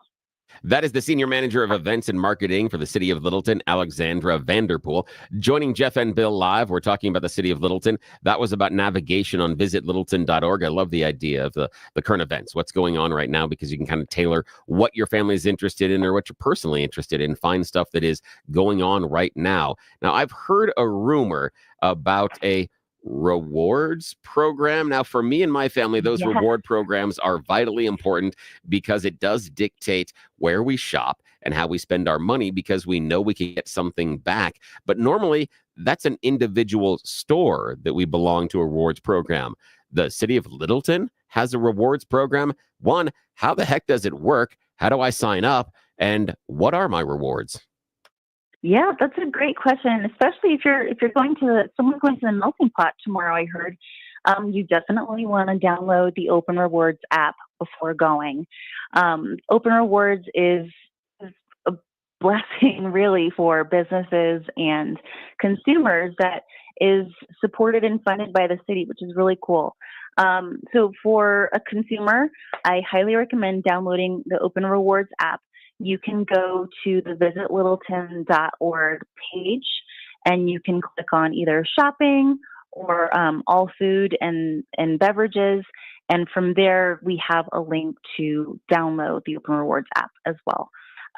It's very easy to use. So you can open it up, click on Discovery, and that opens up a search bar at the top. And you can either type in the store or restaurant that you're shopping or dining at to see if they're part of the Open Rewards program.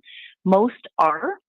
Type it in, click on it, and then once it pops up, you know that they're part of the program. If they're not in there, or you don't know the name of it, I recommend just scrolling through as well, and you can see like what's happening, like which businesses, restaurants around you that might be of interest that you want to support because they're also part of Open Rewards.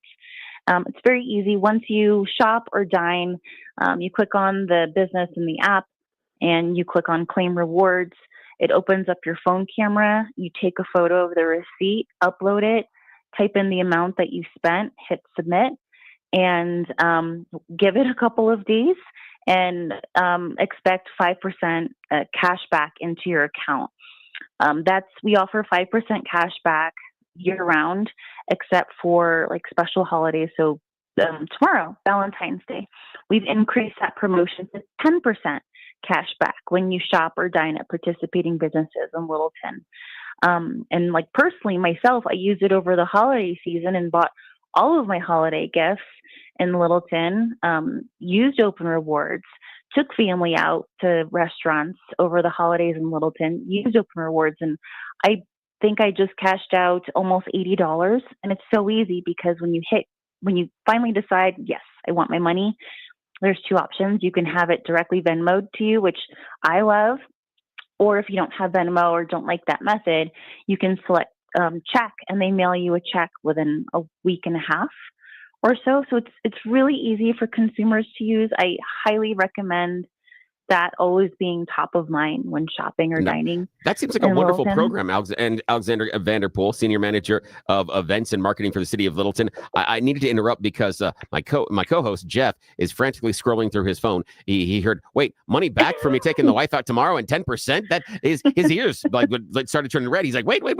So tell our listeners, how do we navigate? What do we need to search under in order to find the Littleton Rewards, Open Rewards program? What is the name of the app? When I go to our app store, how do we find it? What do we have to do in advance to set it up? And then I've got a question on the back end of that about what the businesses, are they incentivized? And then if you don't want to talk about that, we don't.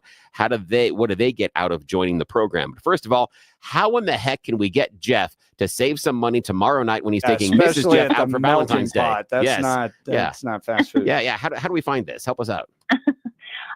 So open up your app. Well, you can go to your app store directly and type in Open Rewards, and you're looking for the blue icon with white font that says Open Rewards.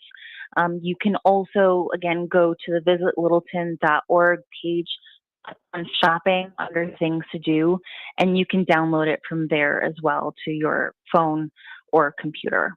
Jeff is doing that right now. He's frantically typing. I can see his thumbs moving very quickly right now. Absolutely. Yes. Now, Alexander Vanderpool, what is the incentives for the businesses to join this? I can see why it makes a ton of sense for someone going down there to dining and shopping inside the city of Littleton. But what do the businesses get out of joining the Open Rewards program? I'm just curious. Yes, well, it's basically free marketing. It's a great marketing avenue that's funded by the city for businesses to promote their stores and attract new customers. The app and the whole marketing plan behind the app is all about promoting shopping and dining local, supporting local. The businesses need to be locally owned and operated. They have to be a brick and mortar retail business within Littleton city limits. So when I say retail businesses, like boutiques, restaurants, And they can be small, but also like a non-franchise business. Those are sort of the guiding parameters before applying.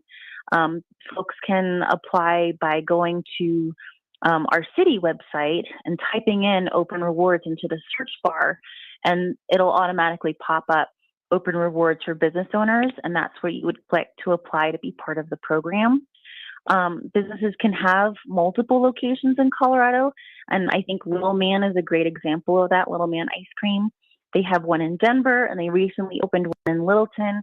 They're part of Open Rewards. So it's really easy for businesses to get on board and use this as a free marketing tool.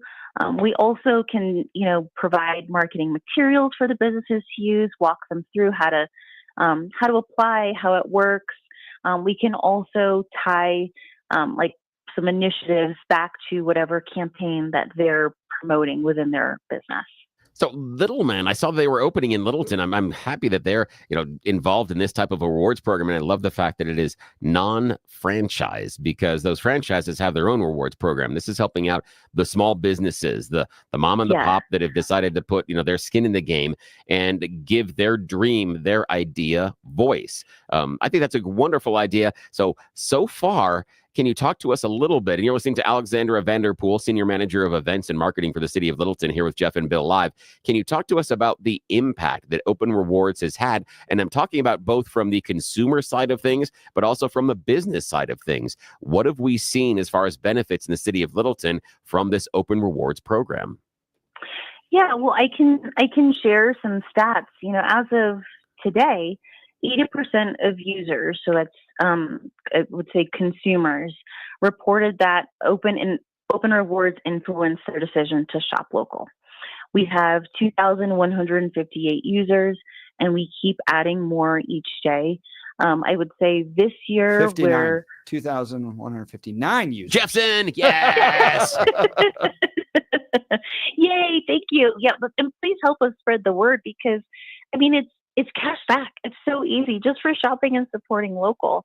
We have 2,159 users and growing more each day. We see 16 times the return on the investment as a city as well. See, now, Alexandra Vanderpool, I love the idea that it is that is reinforcing the idea of shop local, because we know, and Jeff was just showing on the screen that he has signed up here on the video screen that we've got, is that it reinforces the idea of making sure you spend the money locally. It's very important to both Jeff and I. Sometimes we do have to visit the large franchises, but it is important for us to support those businesses in our community, because we understand the economic multiplier. The dollars that you spend with a local business, they turn around and they're paying local workers. They're buying their supplies locally. They're paying rent locally. And it has a huge, expansive impact on the community by simply shopping local. It keeps the money inside the city, inside your community. It's not going to pay franchise fees. It's not going to pay a CEO that's trying to buy their next yacht.